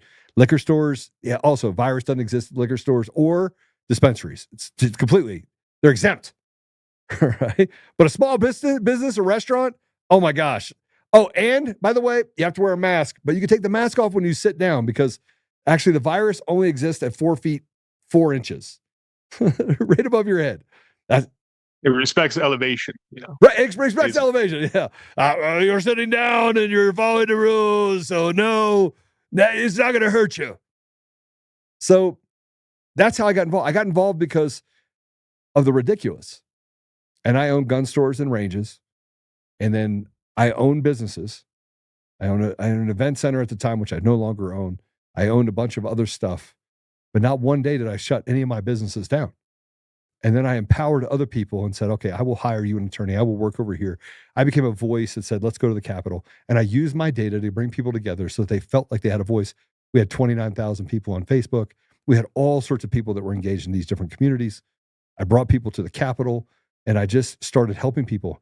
And at the same time, the Ernst & Young people are saying, shut your freaking mouth. If you will just shut your mouth, you will win. You can walk away from this. Apollo, you know all the people that are in my company dating back before this, the guy that's been my partner for 13 years, where we were not going to sell the company. Yeah. Oh, yeah. We were done. It was a foregone conclusion. I'm going to make more money than I could spend in my life. I'm being groomed into this environment. And yet I'm fighting and they're like, just shut up. Shut your mouth, Joe. Just please shut up. And I'm like, I can't. I felt like I was a puppet, that I had to speak up for my community. And then the same person that you're talking about interviewed me, Sean Heidi Beadle, June of 2020. Wrote this horrible article about me. You didn't know that either, did you? I did not. It was followed up by an article by 9 News. That I was a horrible human being. And that I ran these companies. And then all of a sudden, all the people in my company started getting phone calls. And people would show up in the lobby. And they would dox. And you had other people that would get on LinkedIn and threaten them on LinkedIn. And then they would write these bad reviews about my company. And then they would get on Glassdoor and say all these bad things about my company. And they got doxed every part of my company. And I was like, what is happening? So I would talk about Sean Beadle at the FEC meetings. That's how it started. And the guy named John Tig Tigan, who started UADF. Now, had you heard any of this stuff before? By the way, have you heard any of this stuff? I'm familiar with Tig Teagan. I didn't know your connection with him or anything like that. Did you know anything about the fact that she interviewed me, a video interview of me, and wrote this article about me before that I knew what he was, right? I didn't even know she was a he. I didn't know. But I got on and I talked about protecting the community and everything else. And I recorded the interview, and then the article came out, and it literally made me look like Hitler. It was unbelievable.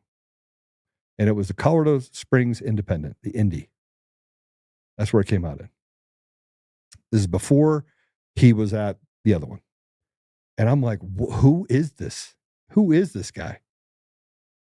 And then there was another guy that wrote all this stuff about me that works for the Colorado Times-Recorder. And his name is, what was his name? Malbich? Malbich.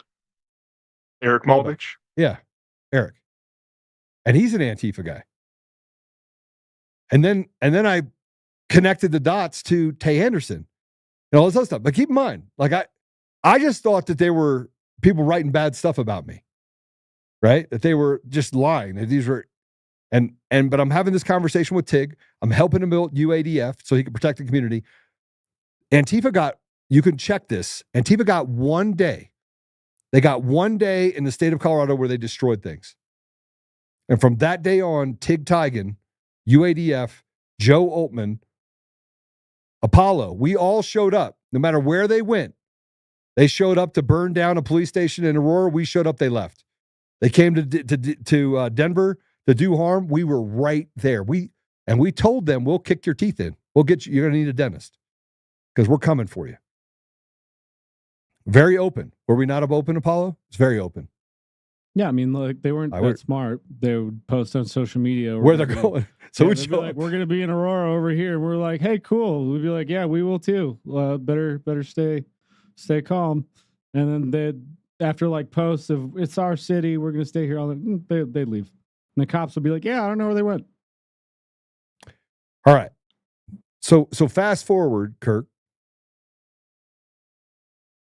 We go through all this stuff. I'm having all these meetings. We're having meetings twice a week for FEC United, UADF. They're calling me a militiaman. There was probably Sean Beadle was writing an article about me every 5 to 6 days. Eric Malbach was writing articles about me every, 2 weeks. It was crazy.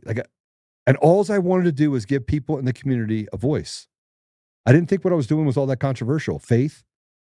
Like, let's get pastors to start talking about the fact that you should be able to talk about what's happening at the pulpit. Education. We shouldn't have indoctrination in education. It was really simple, right? I just want parents to have a seat at the table. They didn't. Commerce, businesses should be able to open and pick their own level of risk. And you as a person should be able to walk in and pick your level of risk. You should be able to go, hey, you know what? If I get a virus, I get a virus. Now, at the same time, we knew it was the China virus. They lied about that too. So they lied about the China virus. They lied about everything they lied about. They lied about every time we turn around, they were lying over and over and over and over again. And the media was running cover for them and saying misinformation, disinformation. They blocked you and canceled you and did all this stuff, right? So all that checks up to this point, yeah? Right? If I may interject for real quick. Yeah. During the beginning of the pandemic, KUSA did a little pro-masking video on behalf of the governor, Jared Polis. In June or so, Jared Polis puts out a Facebook video declaring which news outlets are to be trusted during the pandemic. And of course, KUSA was one of them. And they would hound people who oppose masking. Kyle Clark put out a tweet that said, when you say China virus, we know what you're really saying. In an attempt to smear anybody who knew that the virus came from the Wuhan lab. And they were all in on it. And they all knew it was like a fraternity. And Kirk, you knew it was wrong. Everybody knew it was wrong. But then we had people that were even Republicans were like, oh, just be quiet. Shh. Well, long and to I'm get going, and I'm like, what is wrong with you? Are you serious? And then they started killing people and saying that there was this mass hysteria. And people were losing their businesses. They were losing their lives. They were losing their homes. They were losing everything. Now, some people grew up wealthy. I grew up dirt poor. I knew what it looked like to lose everything. I knew what it looked like. And it didn't appeal to me that I wanted to watch my brothers and sisters. Now, keep in mind, I played football with gang members. I sit on all these boards. Everyone loved me. I gotten all these awards for being like a great guy that I had never shared with anyone. I never talked about any of this. I gave away more money than most people make a year to organizations. And I'm talking about good jobs, right? $300,000-$400,000 a year was not a lot. It was not uncommon for me to spend supporting a cause. I spent a lot of money on people because I felt guilty for my success. So part of it is driven by guilt. You're successful. You want kids. I paid for education for kids to go to private school rather than public school, and some of them were illegal. So I didn't really have a big stance on illegals either. I wanted to take care of children. I wanted them to have a chance. I still do that to this day, by the way. And I still play football. And I still do other stuff. And I still mentor 2 men that have been incarcerated for 7-8 years of a 20-year sentence. One's called the Dream Center. One of the guys that I mentored, just to put this in there, that I mentored way, way back in 2010, 2011, 2012, he's upstairs. His name's Dominic. He works for me. He was one of the kids that I went and visited at a youth correction facility. I said, I want the hardest guy you got. And they gave me this kid. And he's now an IT specialist in my company and has 2 beautiful kids and is an amazing man, an amazing father. Amazing. Right? Okay. Go through Summer of Love. Whoo, got through it. All these bad articles. We get to August. Things are not looking good. I mean, everything that you're talking about the election, you're not allowed to do this. You can only protest if you're actually standing out there saying, that we're seeing Republicans in our community go out there and repeat after me what these radical leftist BLM people are saying.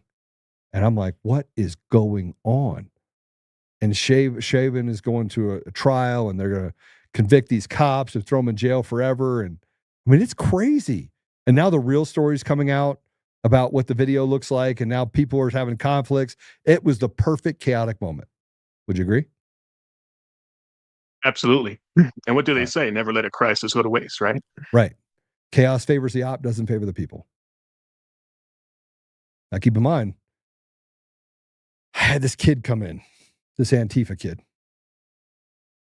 Now, he was originally sent to get information.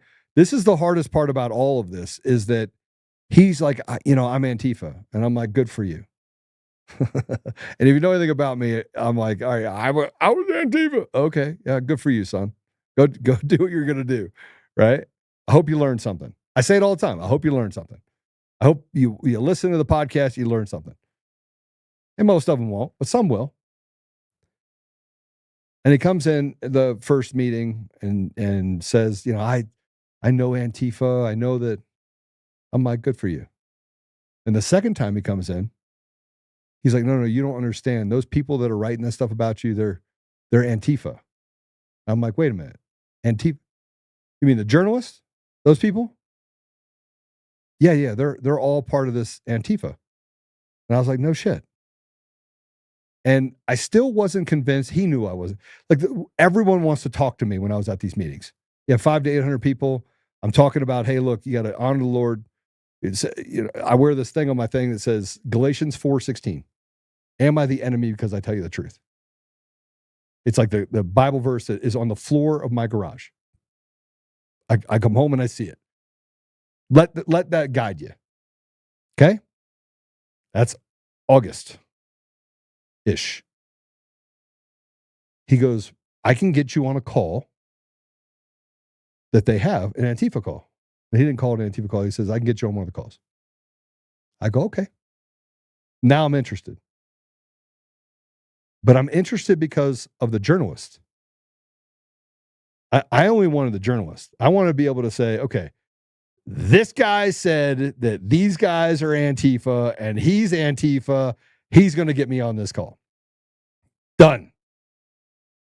So I went to TIG, John Tigan, who filled out an affidavit, right? Did you know there was an affidavit? I did not. All right. So there's an affidavit. And in the affidavit, John's like, I was going to be on the call, but I had to go I was going to speak, so I couldn't be on the call. By the way, nobody deposed him. and they've walked past the affidavit. So he does the affidavit, he goes through it, and he's like, yeah, and I was supposed to be on it. And when he got back, I told him about the call. I'm like, listen, this is what happened on the call. Pretty interesting, pretty crazy stuff. These people feel like they're like Jedis. And the one thing I said is, and I said it on the podcast because we started this podcast with Max McGuire. I said it on the podcast. I said, yeah, these people are nutballs. These Antifa people are nutballs. Keep in mind, I didn't video on that. I was still using Joe Otto. I tried to stay as agnostic as possible. I didn't want to put my name out there because, frankly, I was a technologist. I wasn't an activist, but I was a journalist. I mean, in essence, I was a journalist. I mean, I'd started this organization in 2011 so that I could help people like the Marine down in Mexico, like the Navy corpsman that was in Minnesota with a judge, like so many different things, like the Affordable Care Act and how we go against that. And I was even fighting in 2012 for the Smith Modernization Act because we knew it was going to take away the ability or give the government the ability to lie to its people, right? Okay, fast forward. I get on the call. September-ish. I write out notes. Now, I will admit, I'm not a good note taker. I like to doodle, right?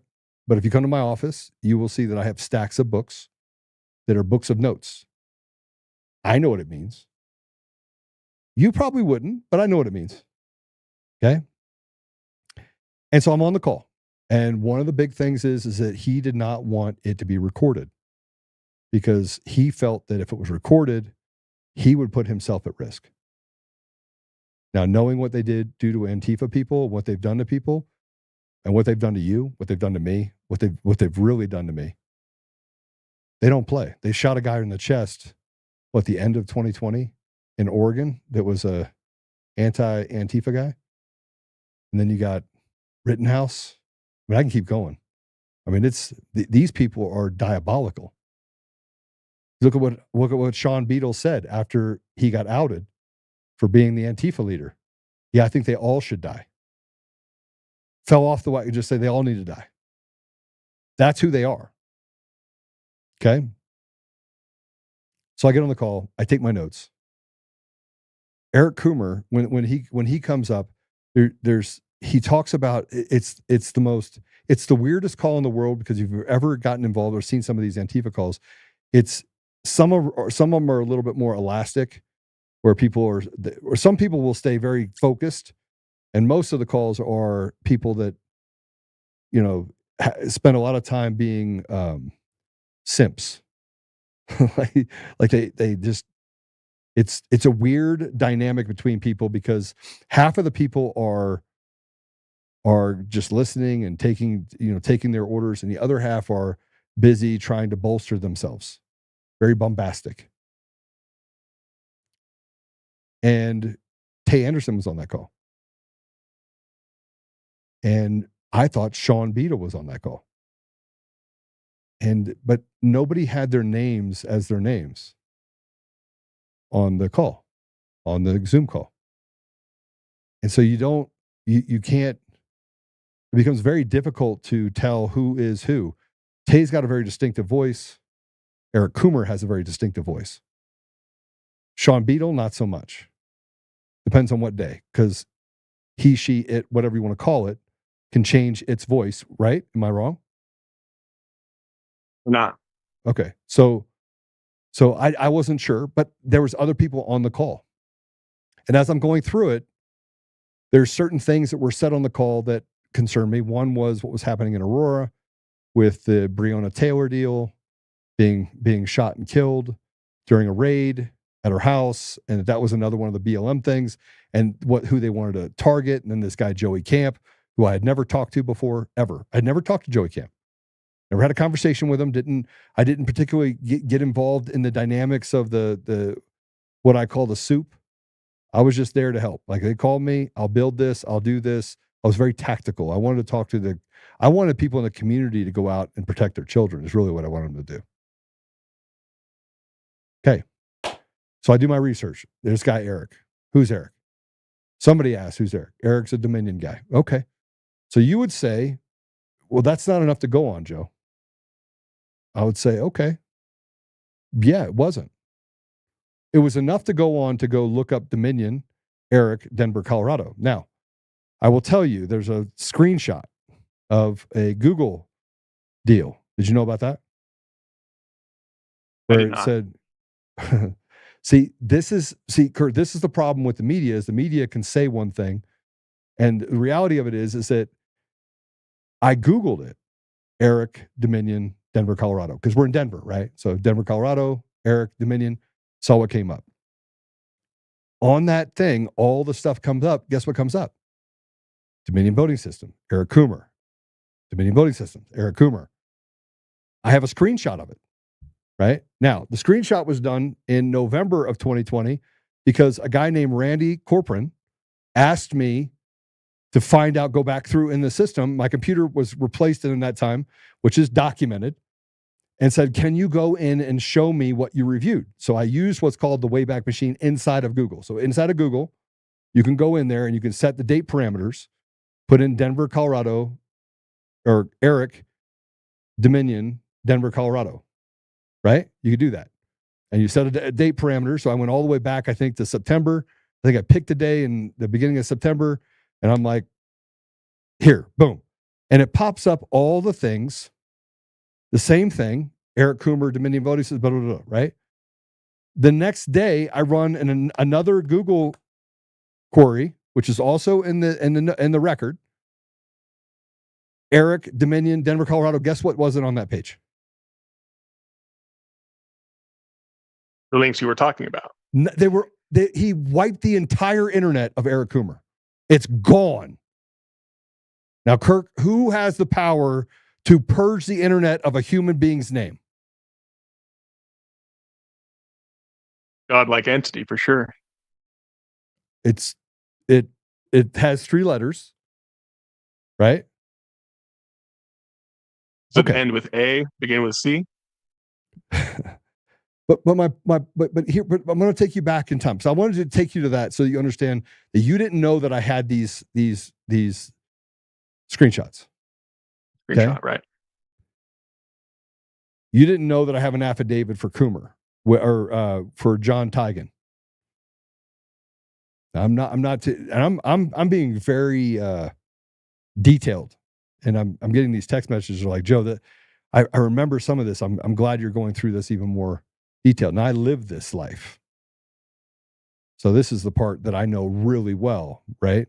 This is the part that gives me consternation, because this is where I made a decision that changed my life forever for 4 years. October 15th, 2020. That's before the election, right? I told you that I was on this call. They were Antifa journalists. That's all I cared about. I didn't care about Eric Coomer. Now, I went to the internet and I saw the video, because, by the way, there's a little tab at the top, says videos, images, right? Images. And so I watched videos of Eric Coomer in Dominion voting systems, right? He was the spokesperson for Dominion. He was a director of strategy and security for Dominion voting systems. Now, Kirk, prior to 2020, did you know that they ran 50% of the vote of the American people? I did not. Did you even care? I did not. I didn't care either. I didn't give a shit. I voted. That's it. That's the extent. I didn't think you could steal an election. You certainly did not think you could steal an election. Nobody thought about stealing an election. It wasn't even a thing, right? And yeah, you'd have people that have bad elections, but you're like, whatever. It wasn't, you didn't even concentrate on any of it. October 15th, 2020. Apollo, what happened on October 15th, 2020? This was the day that you got approached, right? No, this is the day that I was at Vandermeer. Oh, this is the meeting where they, where you were talking about the Antifa journalists. Yeah. Kirk, are you familiar with this?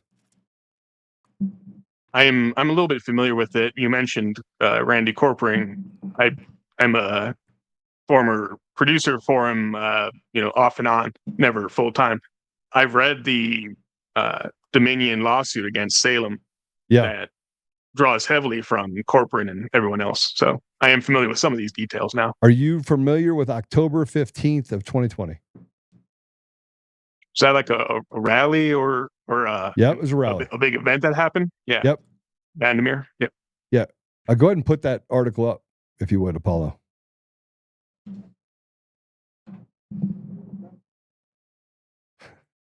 So this is a little bit after. This is October 15th. October 16th is when the article came out. And in this article, it says FEC United founder threatens journalist at GOP candidate event. Who wrote that? Eric writes a lot about you. Yeah, right? At an event yesterday intended to showcase the candidates whom the new conservative political group FEC United is supporting, founder Joe Oltmann threatened to dox who? Who was I threatening to dox? Are you with me? Journalists. Yep. Antifa journalists. Yeah.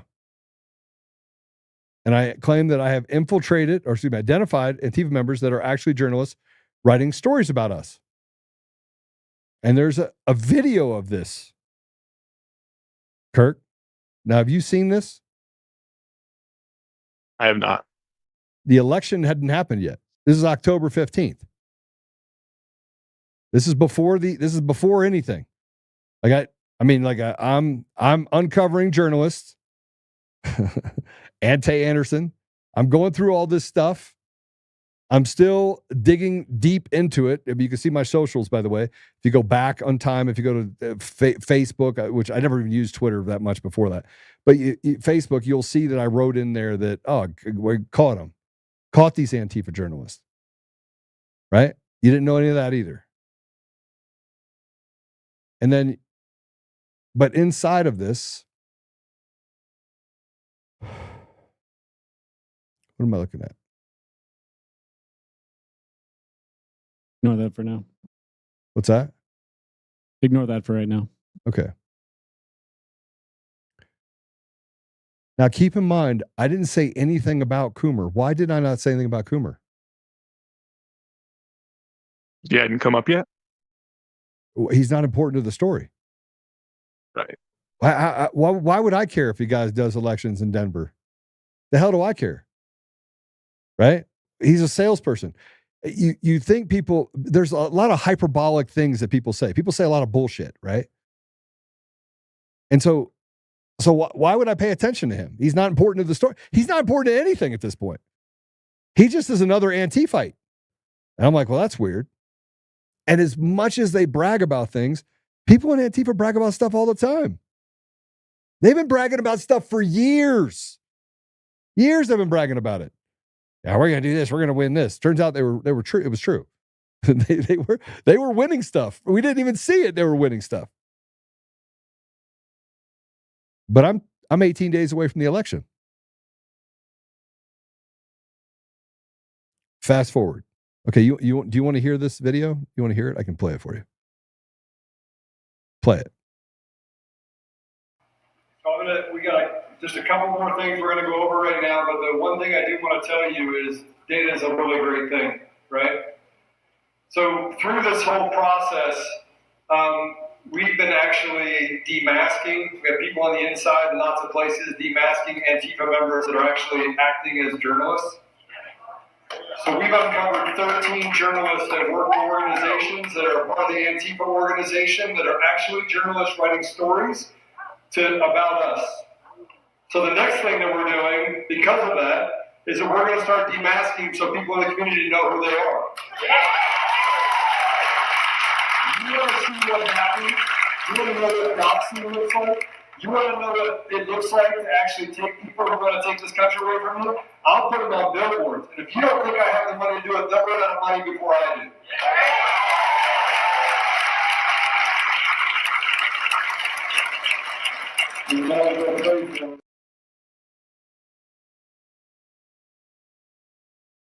It's pretty inconvenient that happened 18 days before the election. Fast forward, November 3rd. Where were you at the election on election day, Kirk?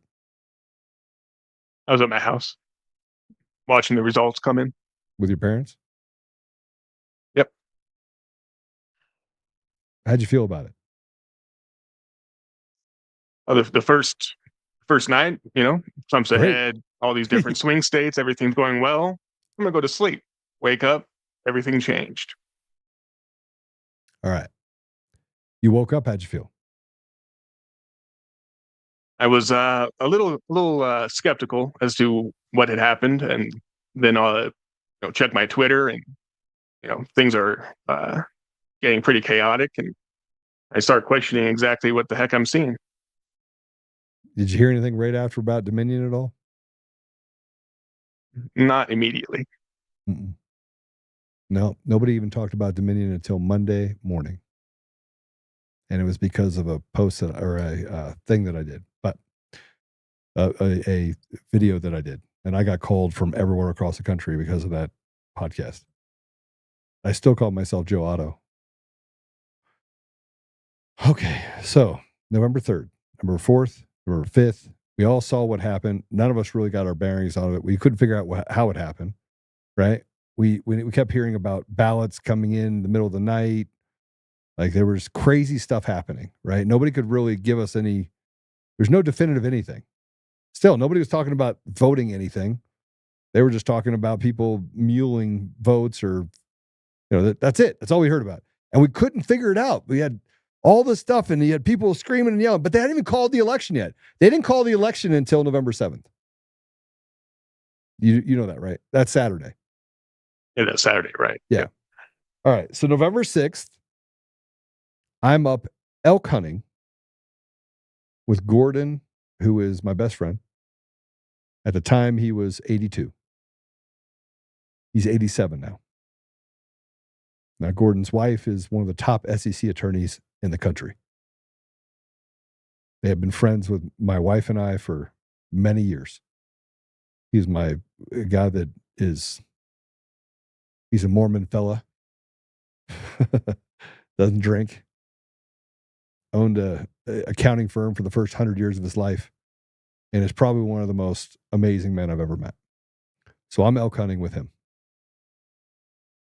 That was the 6th. Right? Would you agree we didn't have much information on the 6th? Would that be accurate? I'd say it's notionally accurate. Yes. Okay. On the 6th at night, I did a Facebook post that said, I've got some decisions to make. Things are really big. I'm going to drop some stuff. And Apollo, can you find that? I don't think I pulled it, or did you pull it? Which video? It was just a small Facebook post on November 6th. Let me look for it. And I said, it's on my Facebook. And I said basically that I have some information that's going to drop that's going to change everything. Now, the 6th at night, I got a text from someone who sent me an article. And in that article was Eric Coomer was the spokesperson for Dominion Voting Systems out of Georgia. And Eric Coomer basically said, as a spokesperson, that they had to make slight updates. Basically, 4 precincts could not vote. They were shut down because they had to do this update. in the middle of the election. And the spokesperson was Eric Coomer. And I'm thinking to myself, oh, shit. Now keep in mind, how many employees are there for Dominion Voting Systems, Kirk? No idea. Conservatively, 1,100 FTEs, full-time equivalents. Okay? Now keep in mind, you're on a call. He says, hey, don't worry about it. Trump's not going to win. I made effing sure of it. I think the guy thinks he's a Jedi Knight. And by the way, the reason why I use the word Jedi Knight is because all of the conference rooms in our office are named after Star Wars things. So when I say that, it's because I got a bunch of youngins that have this thing going inside the tech. If you know anything about tech, it's either Star Wars or Star Wars or what was it? The other one, Star Trek, right? That's it. And they all go to Comic-Con. That's just the way it is. So they named all the conference rooms after Star Wars. Okay? So you can't help but not think about Star Wars stuff when you're in the office or when you're even around it, because they're always talking about stuff like that. That was the 6th. I started doing research. I'm really good at research. I'm really good. I'm quick. I knew some things prior to this that I uncovered when I was going through the whole Eric Coomer thing. So I knew where to connect the dots. I got into his social accounts, and as you get into it, now I got into it legally, just so we're clear. But he posted the Antifa manifesto the day after it was even broadcast out of Germany. Anti-police, anti-Trump, kill pigs, kill the president, dead president. Some of the most unhinged things you could ever imagine a person saying, he was saying. And I went, holy shit. Now keep in mind, I knew where the bodies were buried because I went and watched those videos on YouTube. And if you've ever watched any videos about Coomer, he has a very distinctive voice. It's not like, it's kind of like hearing President Trump's voice.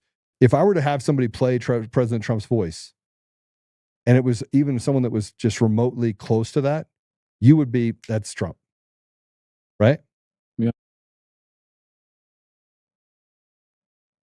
So I went to my friend and I was like, here's what I have. I think I'm in trouble. What do I do? And he told me to stay out of it.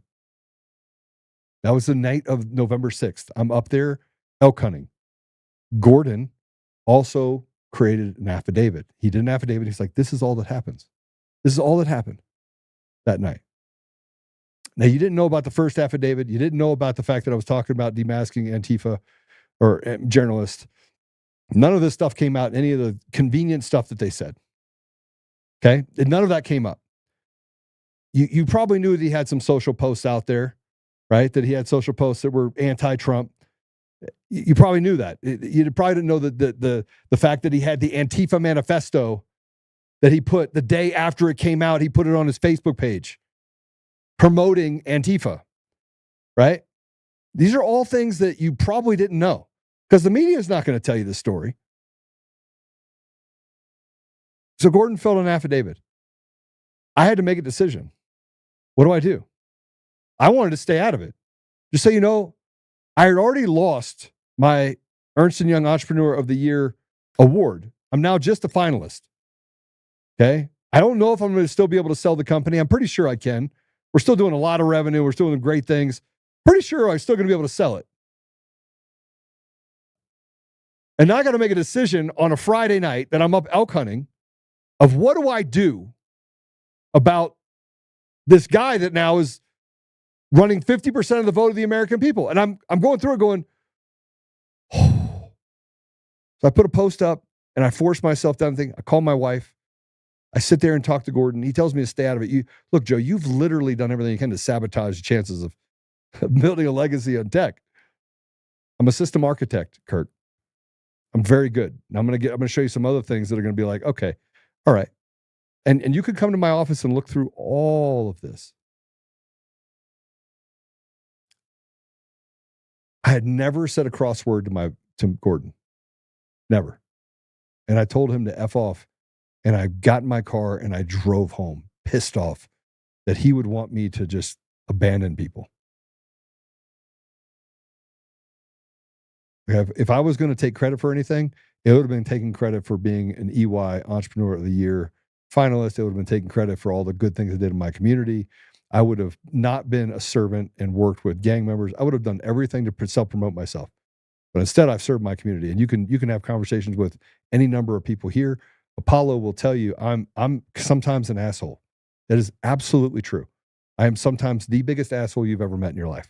It's true. But I'm also super consistent. And I just tell you exactly what I think. And it might hurt your feelings, but I'm going to tell you it. Am I wrong, Apollo?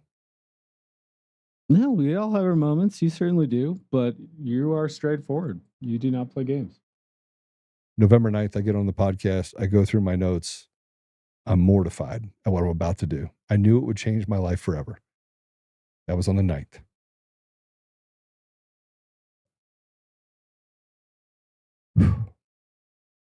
By the 11th, I'm in a grocery store. A tall guy wearing a mask walks in and says, I'm going to kill your family. I don't even actually remember the words, but basically, we're coming for you. By the time I could figure out what he was saying, 2 days after I did this on the 9th and how things are blowing up, he was already gone.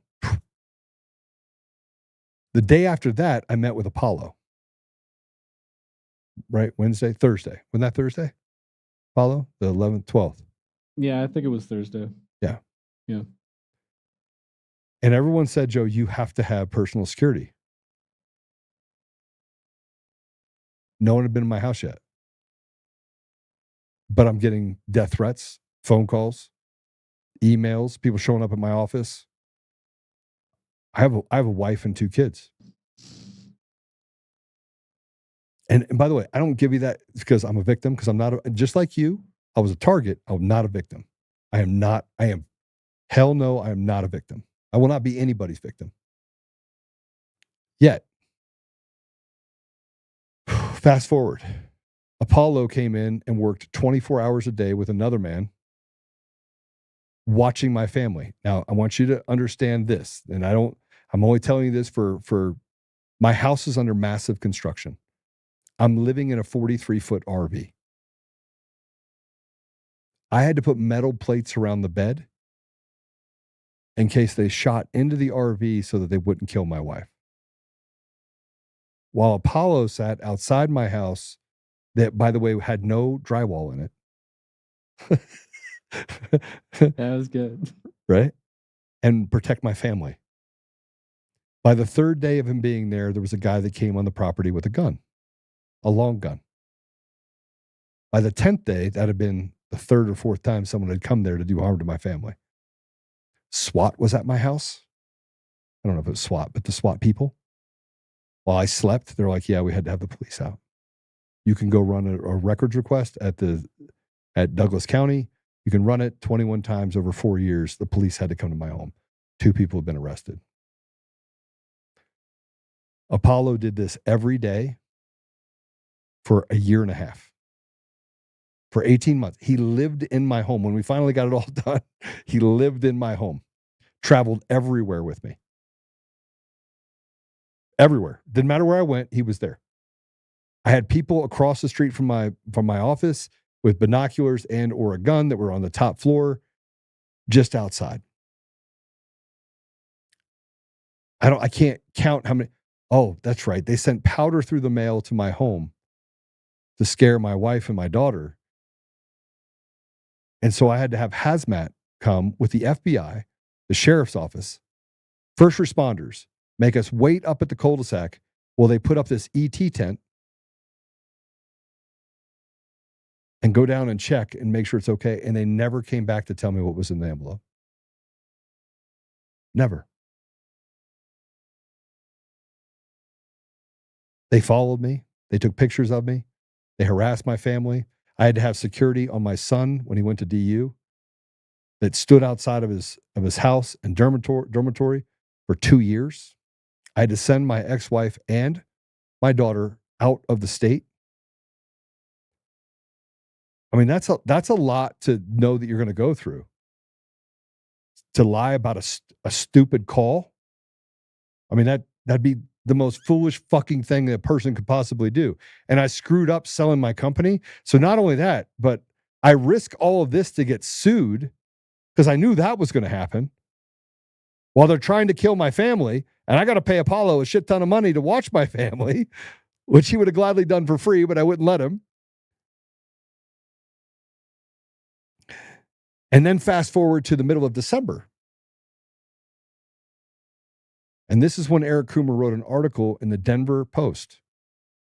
And in that article, he said that none of those social posts were his. They were all fabricated. And that anyone, did you know this? Bring it up, Apollo. And by the way, I get to do this. And I've done deposition after deposition after deposition. Yes, commentator, I work for Dominion Voting System. I did not commit voter fraud. The attacks against me need to stop. You can watch this. You can go look at it. It's up there. December 8th. He looks like a nice guy, right? Keep going. All the way down. Let's see here. Go up just a little bit. All right. It is unconscionable that certain fringe media personalities look to increase personal notoriety, website traffic. I did it for website traffic, Kirk. I did it for website traffic. And ad revenue would continue to prey on the fears of the public concerned about the safety and security of our electoral system. Additionally, any posts on social media channels purportedly to be from me have also been fabricated. I do not have a Twitter account, and my Facebook account is not active. These individuals are impersonating me. Kurt, do you think I impersonated his social media account? You're not. It becomes harder and harder for you to believe the call didn't occur, didn't it? Absolutely. I don't get this chance in the media. I got to take all the punches. And the only reason that I actually gave you a chance to come on here to have this conversation with you is I kind of needed the therapy. And I watched one of your episodes, and you're actually a really smart guy. So I knew that I was going to show at least part of it to you. And if you want to see all of it, you can. He also deleted all those social media posts. And then he sued me the day before Christmas on December 24th.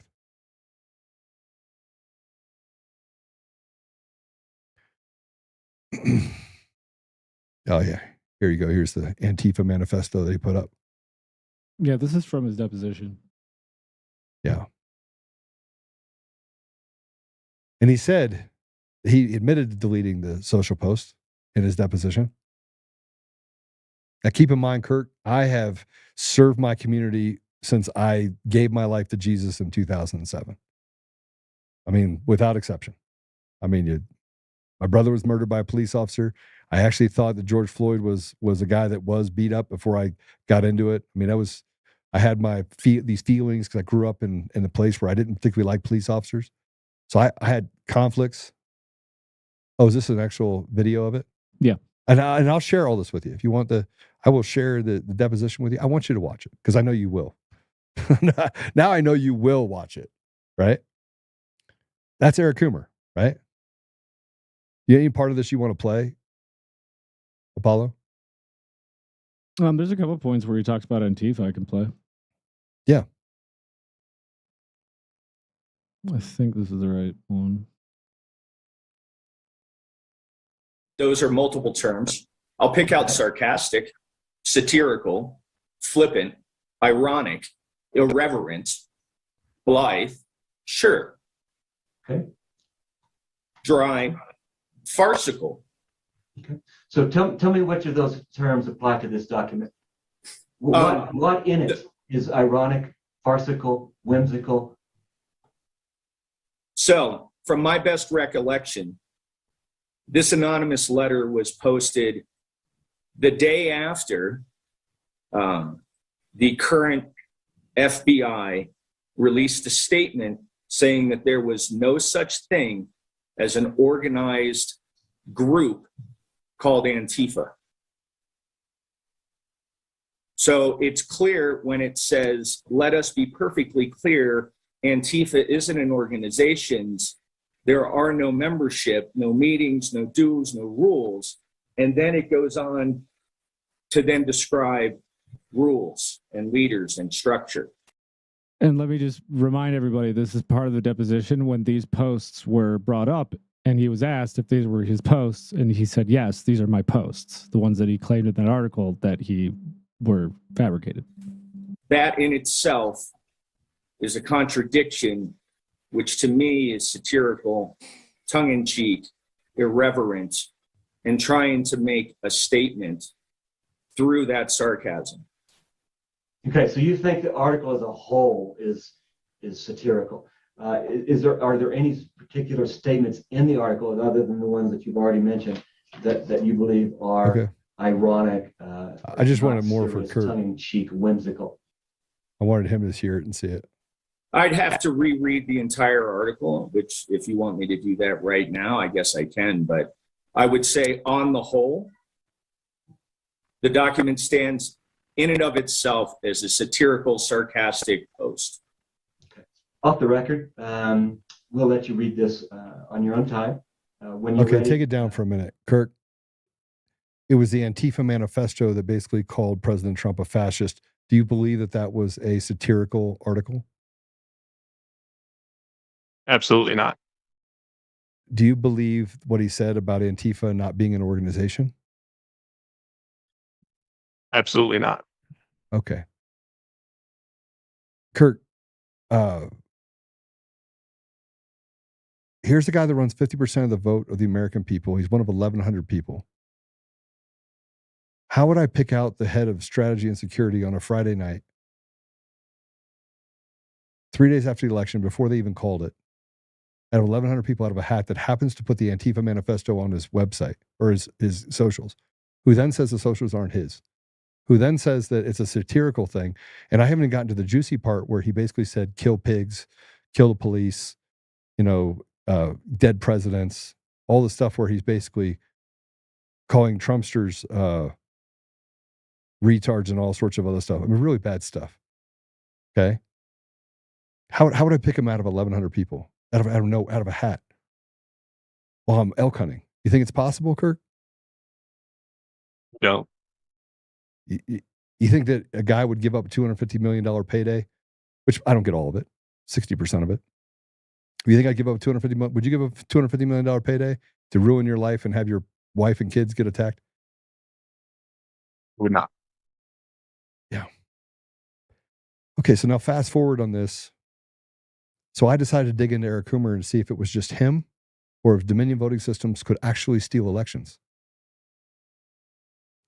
Can you put up the model real quick, Apollo? Yep, one sec. And I did watch you in Deep Rig go through your paradigm and matrices you created. So this has been the most difficult 4 years of my life, and I've been through a lot. Here's the model that I built in December of 2020. And I took this and I sent it to guys in Washington. I was like, I know how they're going to steal the election on January 5th, 2021, which is the runoff election for the Senate race in Georgia. And they were like, oh, that's a nice myth. I met with Patrick Byrne. I met with a bunch of people. Keep in mind, Apollo was with me this entire time. Apollo, you are welcome, and you have always had permission to basically call me out at any point. Correct? Yeah. Am I a different person to you than I am to Kirk? No, this is how you are normally. And just in reference to this model too, I was there because I was there with you every day as you were building this model out before you presented it. And they came in and they drilled me for what, 10 hours a day? Yeah, it was like day after day after day. It was nonstop. We go meet with this one. NSA people. Yeah, there was a whole ODNI people. I mean, I was sitting in rooms with people. They're like, how did you come up with this? Mm-hmm. And I was like, well, I read all the manuals and I compressed all the information together and I turned it sideways. And then I'm like, here are the ways that you can actually steal an election. Because I'm actually a smart guy. I'm actually not stupid. I think you probably understand that I'm not a stupid guy, right? And I'm probably pretty good at system architecture. Now, I had all this before there was no Keep in mind, there was absolutely zero audits. You had the one in Antrim County where they came out with the initial report that says that this system was designed to defraud the American people, but it didn't give us any architecture. This is the architecture. I was like, phantom and fake ballots. Here's how they did it. One is you inspect the signature. I call it adjudication one. Wrong vernacular for them. This is just a signature verification, but adjudication does mean signature. I mean, if you're adjudicating something, you're making sure that it's right?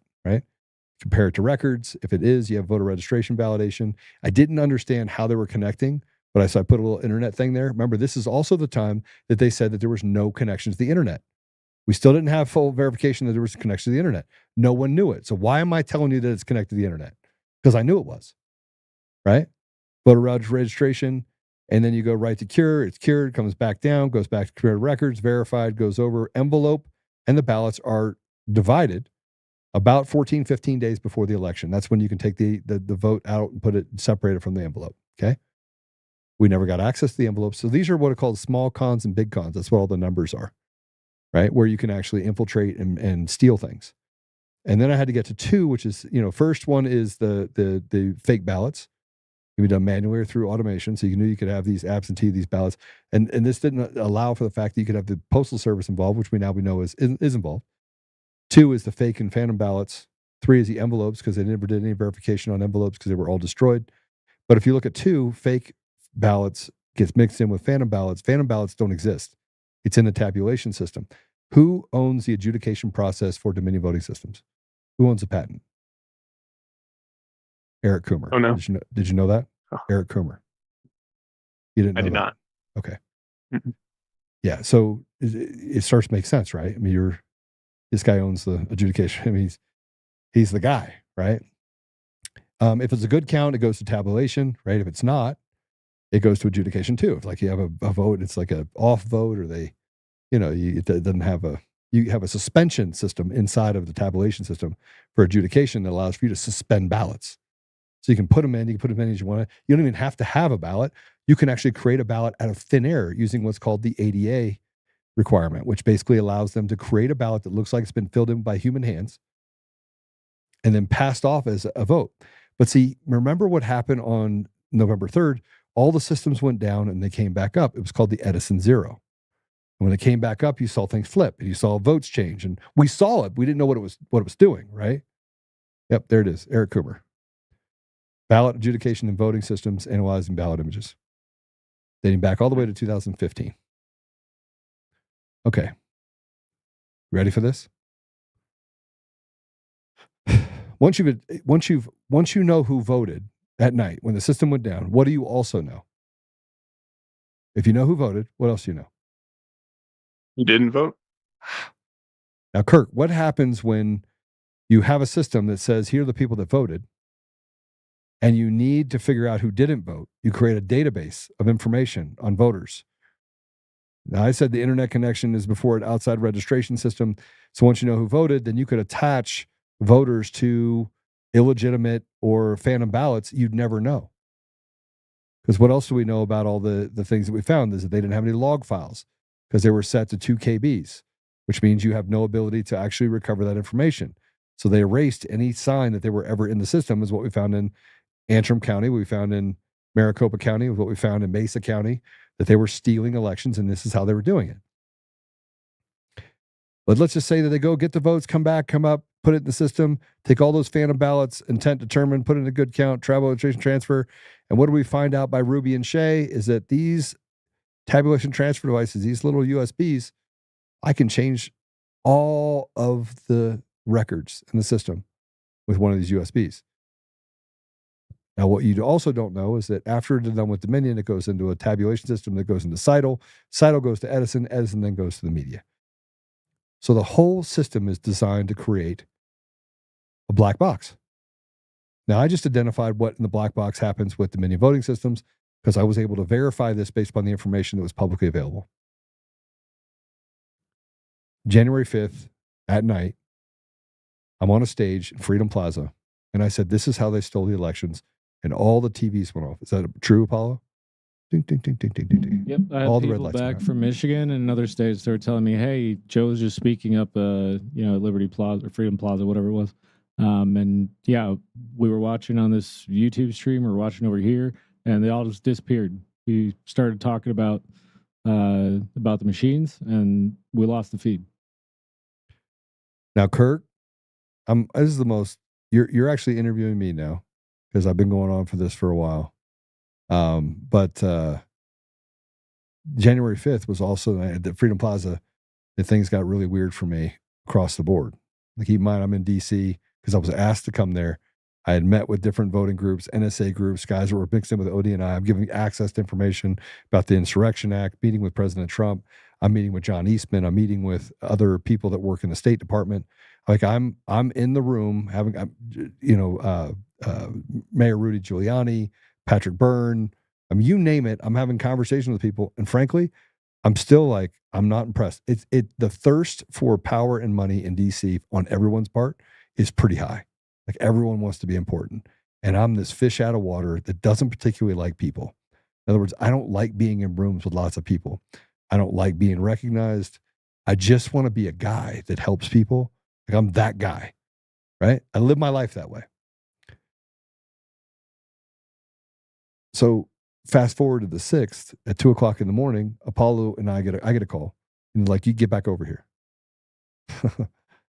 Well, here's what happened on January 5th. I said the votes are going to switch. The Republicans are going to be up. It's going to be up nominally. And then all of a sudden, the system's going to come down. When it comes back up, the Democrats are going to be winning. What do you think happened on the 5th? You can go check it. You can go check the math.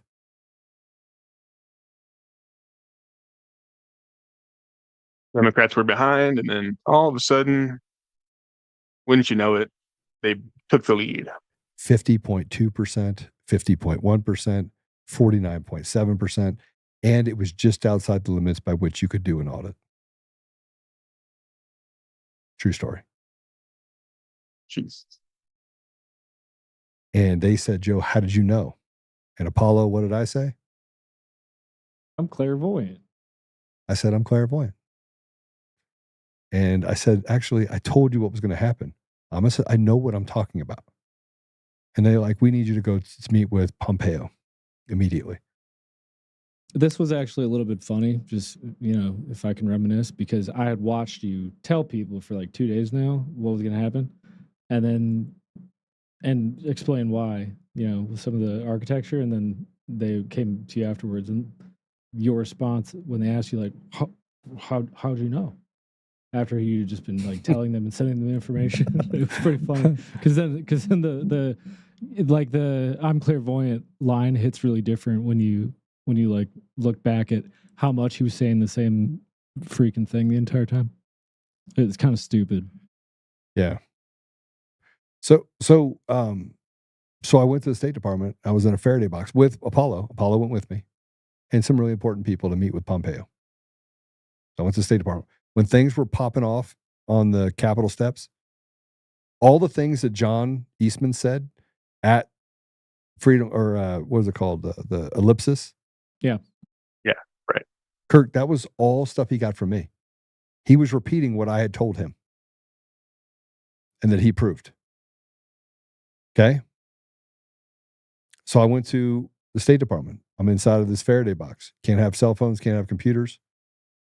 Guess who snuck out the back door? Pompeo. Eric Coomer? Oh, Pompeo. Oh, bad sleazeball. Okay, so I meet with counsel for Pompeo. He finally gets it all set. We're sitting in this room. I have some really important people that are in the room with me. Matt DePerno, I think, was in the room with me too. Which, by the way, I sat down on the couch with him by accident while we were in one of these rooms at the Willard Hotel. And I tell the council what happened, what would happen, and they're like, Joe predicted everything almost to the T. And he looks at me, and he looks down, he looks back up at me, and he's got sweat on his forehead. And he's like, why would they do that? And at that moment, I knew that he knew that I knew that he knew I knew that he knew that they stole the election.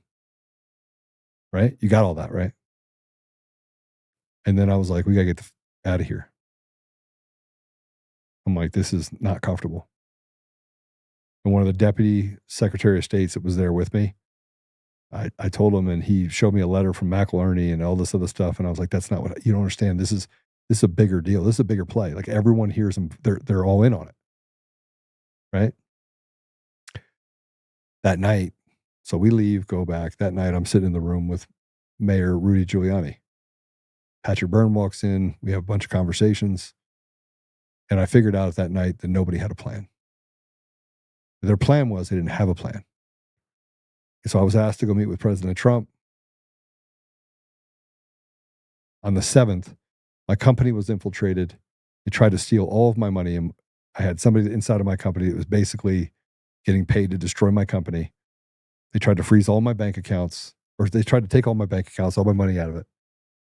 I stepped down as a CEO because somebody in my company said that I was at the Capitol and I was an insurrectionist and everything else, which wasn't true. I resigned as a CEO because I had work that I had to do with President Trump. And that next day I was supposed to meet with President Trump and I couldn't. There was a recorder underneath the bed in our room. We had to get out of there. And if I didn't get home to my company, I was going to lose it.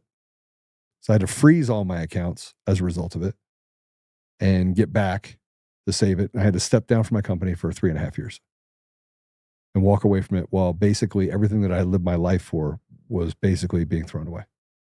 All the hard work was thrown out the window. Now, fast forward, I've been consistent in what I've said every time. Yes, I told people that for treason, I think people should be hung because it wasn't a victimless crime. What they did to you was not a victimless crime. You're not a victim, you're a target, but it was not a victimless crime. Your parents had to see you go through it. And frankly, my family had to go through it, and I had to watch them go through it. And that was terrifying for me. I had to get on this show and tell people that I would literally kill them if they came to my home again. I will put you in a bag. I will literally do bad things to you. You will make peace with God because this is I had to make a decision to become a person I didn't want to become a warrior all the time, 24 hours a day, and hammer it every day for 3.5 years. Now, I got to go do a deposition. I got an Antifa judge. I got so much more that I could tell you. We're going to run out of time, but I wanted to give you a basis for it. And then all of a sudden, 2 days before I do that deposition with Eric Coomer, he gets arrested for running into a building drunk. He ran into his own bar and took 2 shots, and then he lied to police. Did you know about this? I did not. Apollo, do you have that? Yeah, give me a sec. Do you know who showed up on the side of the road with him to negotiate him out of a felony? His attorneys. But you know what else he did? He also wrote about raping his wife, peeing on her, making her bark like a dog. He has a Church of Satan tattoo on his right arm. So he's a drug addict. He is a self-proclaimed skinhead. And this is the guy that runs 50% of the vote of the American people. I ran a company and served my community for at that point, it was 15 years. And I'm the bad guy that wrote all this bad stuff about me. And this guy literally talks about raping his wife, who finally left him, and then put his email address on it and bragged about how he raped his wife. That's Eric Coomer, the Director of Strategy and Security for Dominion Voting Systems, who said I defamed him. Is this it? Yep. All right. I'm going to play audio. Yeah. It obviously didn't stop because it was in full progress. I mean, full motion? Yeah, he didn't stop. And then what did you see after he came through the intersection? He stopped, looked like his head bounced off the steering wheel. Did okay. Yeah, so I'll be right with you, sir. I did. If you can zoom in, you can see some. Did you see where he went? Well, yeah, he was. And they go to where they approach him. Here he is. Here you go. Yeah. Okay. Have you had anything to drink since you got here? Yeah. Yeah, you just run in and get the shots, right? Cook. After hitting a building? Okay. Where are you parked there? Came from my house, came down. I live up on the Mesa. Okay. So I came down side route, came down Sackett. Pay attention to this part, okay. Kirk. So what happened in between there? Okay, I'm going to come around to the front. Nothing. Nothing at all. So you didn't hit a building? No. Okay. Unfortunately, I have your truck with damage on it. Okay. Matching damage to a building down there. Okay. And witnesses saying a guy in blue plaid got out of the truck and came back here. Okay. So you're saying that wasn't you? No. Okay. You understand why that's hard to believe? That... Understood. But you... So you had a little accident down there, huh? No, I didn't. No. Okay. There are tons of witnesses down there described you to a T.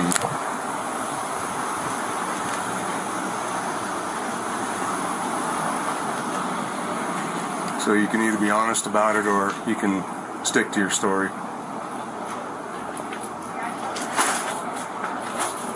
Not sure what you're asking about. The accident that happened right over here. Not sure what you're Second asking G. about. You weren't driving and had an accident in your own vehicle? Not that I recall. Not that you recall. Okay. We'll go with that then. I'm going to have you stay here till that witness comes down. Sure. I'll have you step out. I'm not going to put you in handcuffs or anything. I'm just going to have you step out when they get here. Okay. This gentleman's his attorney. He's just... Oh. letting you know what's going on. Nice to meet you. That's convenient to show up on the side of the road. This is Brad Clower of the law firm Kane and Skernoulis. They are representing Eric in his suit. They have an office just around the corner. Of local interest, Kane and Skernoulis also represent Allison Brown in her lawsuit against Chaffee County. Well, basically, long story short, he crashed into the building down here, then almost hit some people in the intersection, and then hit his car down there. Here's a negotiation, Kirk. People saw him, people took pictures of him, people ID'd him, but rather than get a ticket for a car accident, a property damage car accident with no injuries, he'd rather go to jail for a felony because he wants to lie to us. So I'm going to charge him with attempting to influence a public official and probably impound his truck. Just wants to talk to him, and then you give him a quick Miranda and he gives you a statement like, yeah, I missed the corner and crashed, and give me my tickets, then we'll cut him his traffic tickets and move on. Like,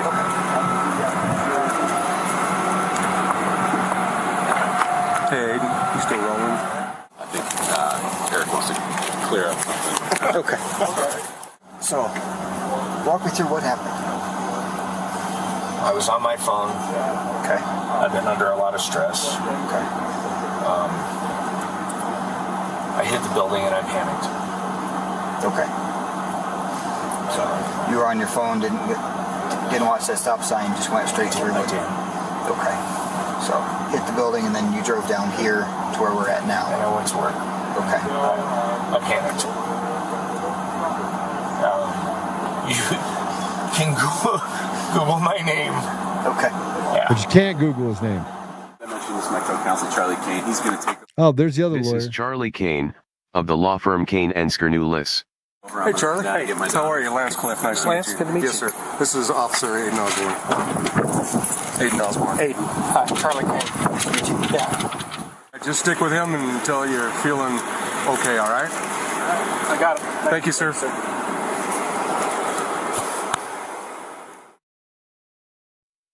2 days later, Eric gives his deposition.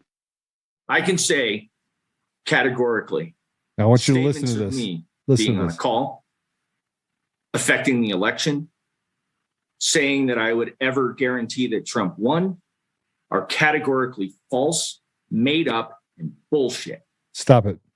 without a doubt. What did he say?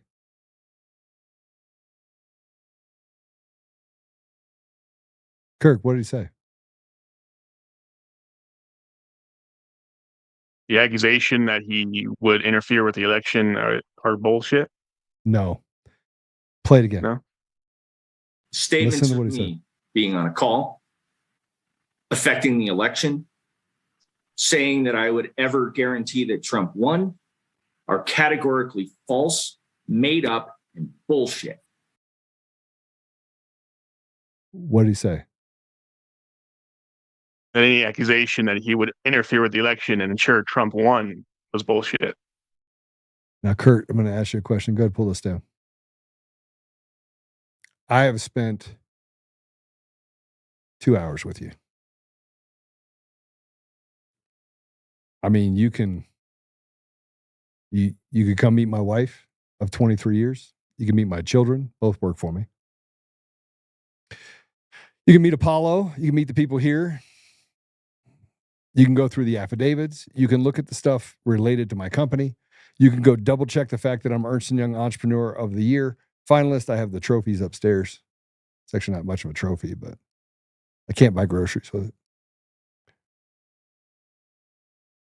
I didn't run into a building. I didn't do any of those things. I'm not a drug addict. Never done drugs in my life. I quit drinking about 6 months ago just because I wanted to stay clear. You tell me, Kirk, was there a phone call or was there not a phone call? There's a phone call. Absolutely. It's hard to see all that and not say to yourself, this guy's full of shit.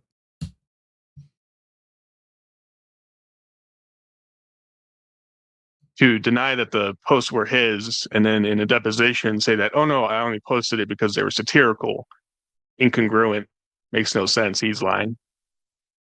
He ran into a building and lied. Yep. He's got a Church of Satan tattoo on his arm. And I don't say you be a Satanist all you want. He's a drug addict.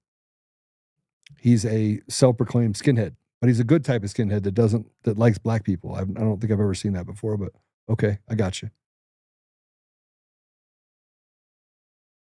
And then there's me. The guy that ran a company, that actually has a company, that understands system architecture, that did go to DC, did all those things. This is why I wanted to have you on. And by the way, I talk about this openly all the time about Eric, and I'm still being sued. Like, I don't care. I did nothing wrong. I feel like the rape victim that literally just gets to be told, yeah, just sit down, shut up. You're not allowed to hear you. We're not going to hear you. We're going to write bad stuff about you. We're going to do all this stuff about you. I'm still consistent. I still give. I still love on people.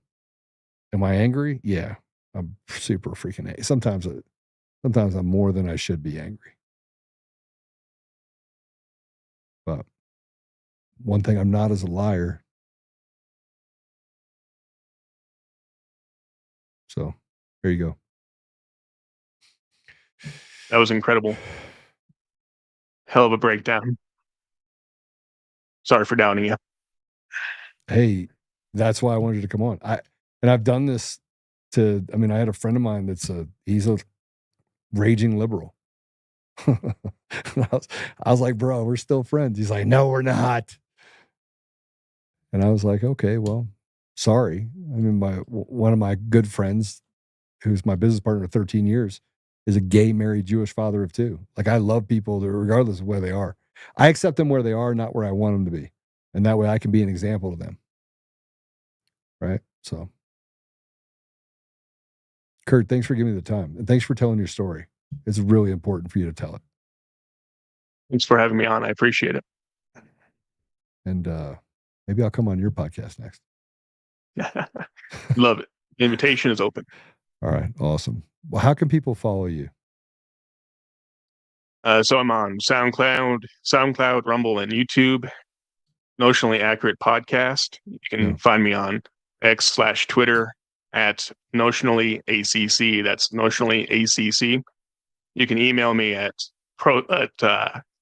notionallyaccurate@protonmail.com. So Notionally is NOTIONALLY. Just so everybody knows. That's correct. Okay. Yep. And then, I look forward to having you on. This is your deal now. I do follow you. So is that you, Apollo, that's under? You better follow him. It said follow back. That's the show count. Oh, yeah. I follow you. I follow you. At Joe Oltmann X, I follow you. Kurt, I do want to say this to you. The fact that you were able to keep your faculties and do the things that you were able to do, and to recognize the fact that you're not a victim, makes you one of a very few. And so I commend you. I commend you for the ability that you had to stand up for your parents, to go through the ridicule you had with HR. Because I know every one of those times you have to be introspective and say, am I the person they're saying I am? Am I the Nazi? Am I this? Right? And it's no matter who you are, it wears on you if you're a good person. So I just commend you on coming through the other side, get to walk through it and coming through the other side. Thank you, Joe. All right. So I'm going to close out, but I get to pray for you. And I close every podcast with a prayer. And so if you'll let me, I'd like to be able to close this one that way. Let you stay with me through it. Please. All right. Please. For those of you that are on, you can obviously follow us on Apple Podcasts, Google Podcasts, Spotify, Pandora, iHeartRadio, TuneIn, and more. You're welcome to share this wherever you can. Be the ambassadors of truth. And just recognize that you don't know people's journey. And I think one of the things I got from this is I could have taken this conversation with Kirk a different direction. And something in me said, no, don't do that. Just invite him on. Have a conversation. There was something about the fact that I knew something was bothering him. And I don't know, call it maybe that still small voice. But you do have to slow down to speed up. You have to slow down and listen to people. And then, great friendships and relationships can come out of that. So I'm grateful for that. All right. Father God, thank you for Kirk. Thank you for his commitment. Thank you for his steadfastness. And thank you for the grace that he gave me to come on the show. And for the courage it took him to talk about the things that were done to him and how he was doxxed. Thank you, Father, for giving him wisdom. Thank you for giving him the podcast that he has. And I would just ask that you elevate his voice. Father, we are grateful to play a part in this restoration, restoring you to our community, to our country, restore goodness and ethics and morals, and to be able to draw a firm line between that is good and that is bad. We're thankful for the people that listen, Father, and we're thankful for the opportunity we had to be able to speak to each other, but also speak to those that are listening. We're thankful for the ability to reconcile. And I am grateful that I got a chance to reconcile with Kirk today. Father, I ask you to bless Kirk with the peace that comes from the future and knowing what's going to happen next. I ask you to bless him financially, to lift the burdens off of him. I ask you to bless his parents with safety and him with safety. I ask you to surround him, Father, with people that can give him good counsel, be encouraging, and accept him where he is, as he is, but to be that sense of encouragement and support. I ask you, Father, to bless those that are listening, that they may have peace in their hearts, even as we talked about some really just difficult things, difficult conversations today. I ask you to bless our team. And Father, I ask you to bless our leadership, bless President Trump, and to give him the tools and the courage and the necessary strategies to defeat the evil that he's up against, to keep him safe and to keep Elon Musk safe and Kash Patel, and to give them the ability to step up and do the right thing, regardless of how difficult it may be or the fear that they have that it may not work out, but that they will follow your lead, Father, and do what is necessary to restore you and to restore goodness to our country and to our community and to the world. Father, we ask you to guide us, that we may step shoulder to shoulder and side by side. We may set aside petty differences, and we may seek to work the problem, not just service the symptom. And I ask these things, Father, humbly in the name of Jesus Christ. Amen. Amen. Kirk, thanks, brother. I appreciate you. I'll be back in touch with you. I have your number. I would have called you, but I had to take a quick trip to DC. Life happens. I get it. Yeah, it does. All right. Thanks again. Appreciate you. Thank you. Thank you. Well, that's a slow down to speed up. I didn't actually know how the conversation was going to go. I just knew that I was going to give him whatever information he wanted and just see what he did and didn't know. And then from there, I was going to be consistent. But I mean, I had to be consistent after talking to you in large part about some of this other stuff, about children and what they're doing in Colorado. We know that it's not normal. We know nobody wants to allow parents to have their voices stripped from them. That's not what anybody in Colorado or any other state voted for. These are elections were selected, not elected. And these people don't represent the interests of Americans. They represent the interests of globalists, people that have no business here. But much of what Patrick Burns said, he said this, he literally said this today. And I shared it on X. I shared it other places too.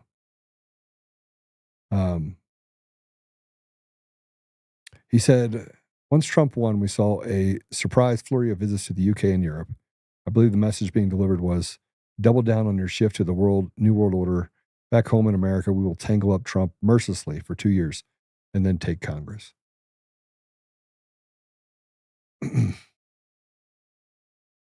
It's a crime syndicate.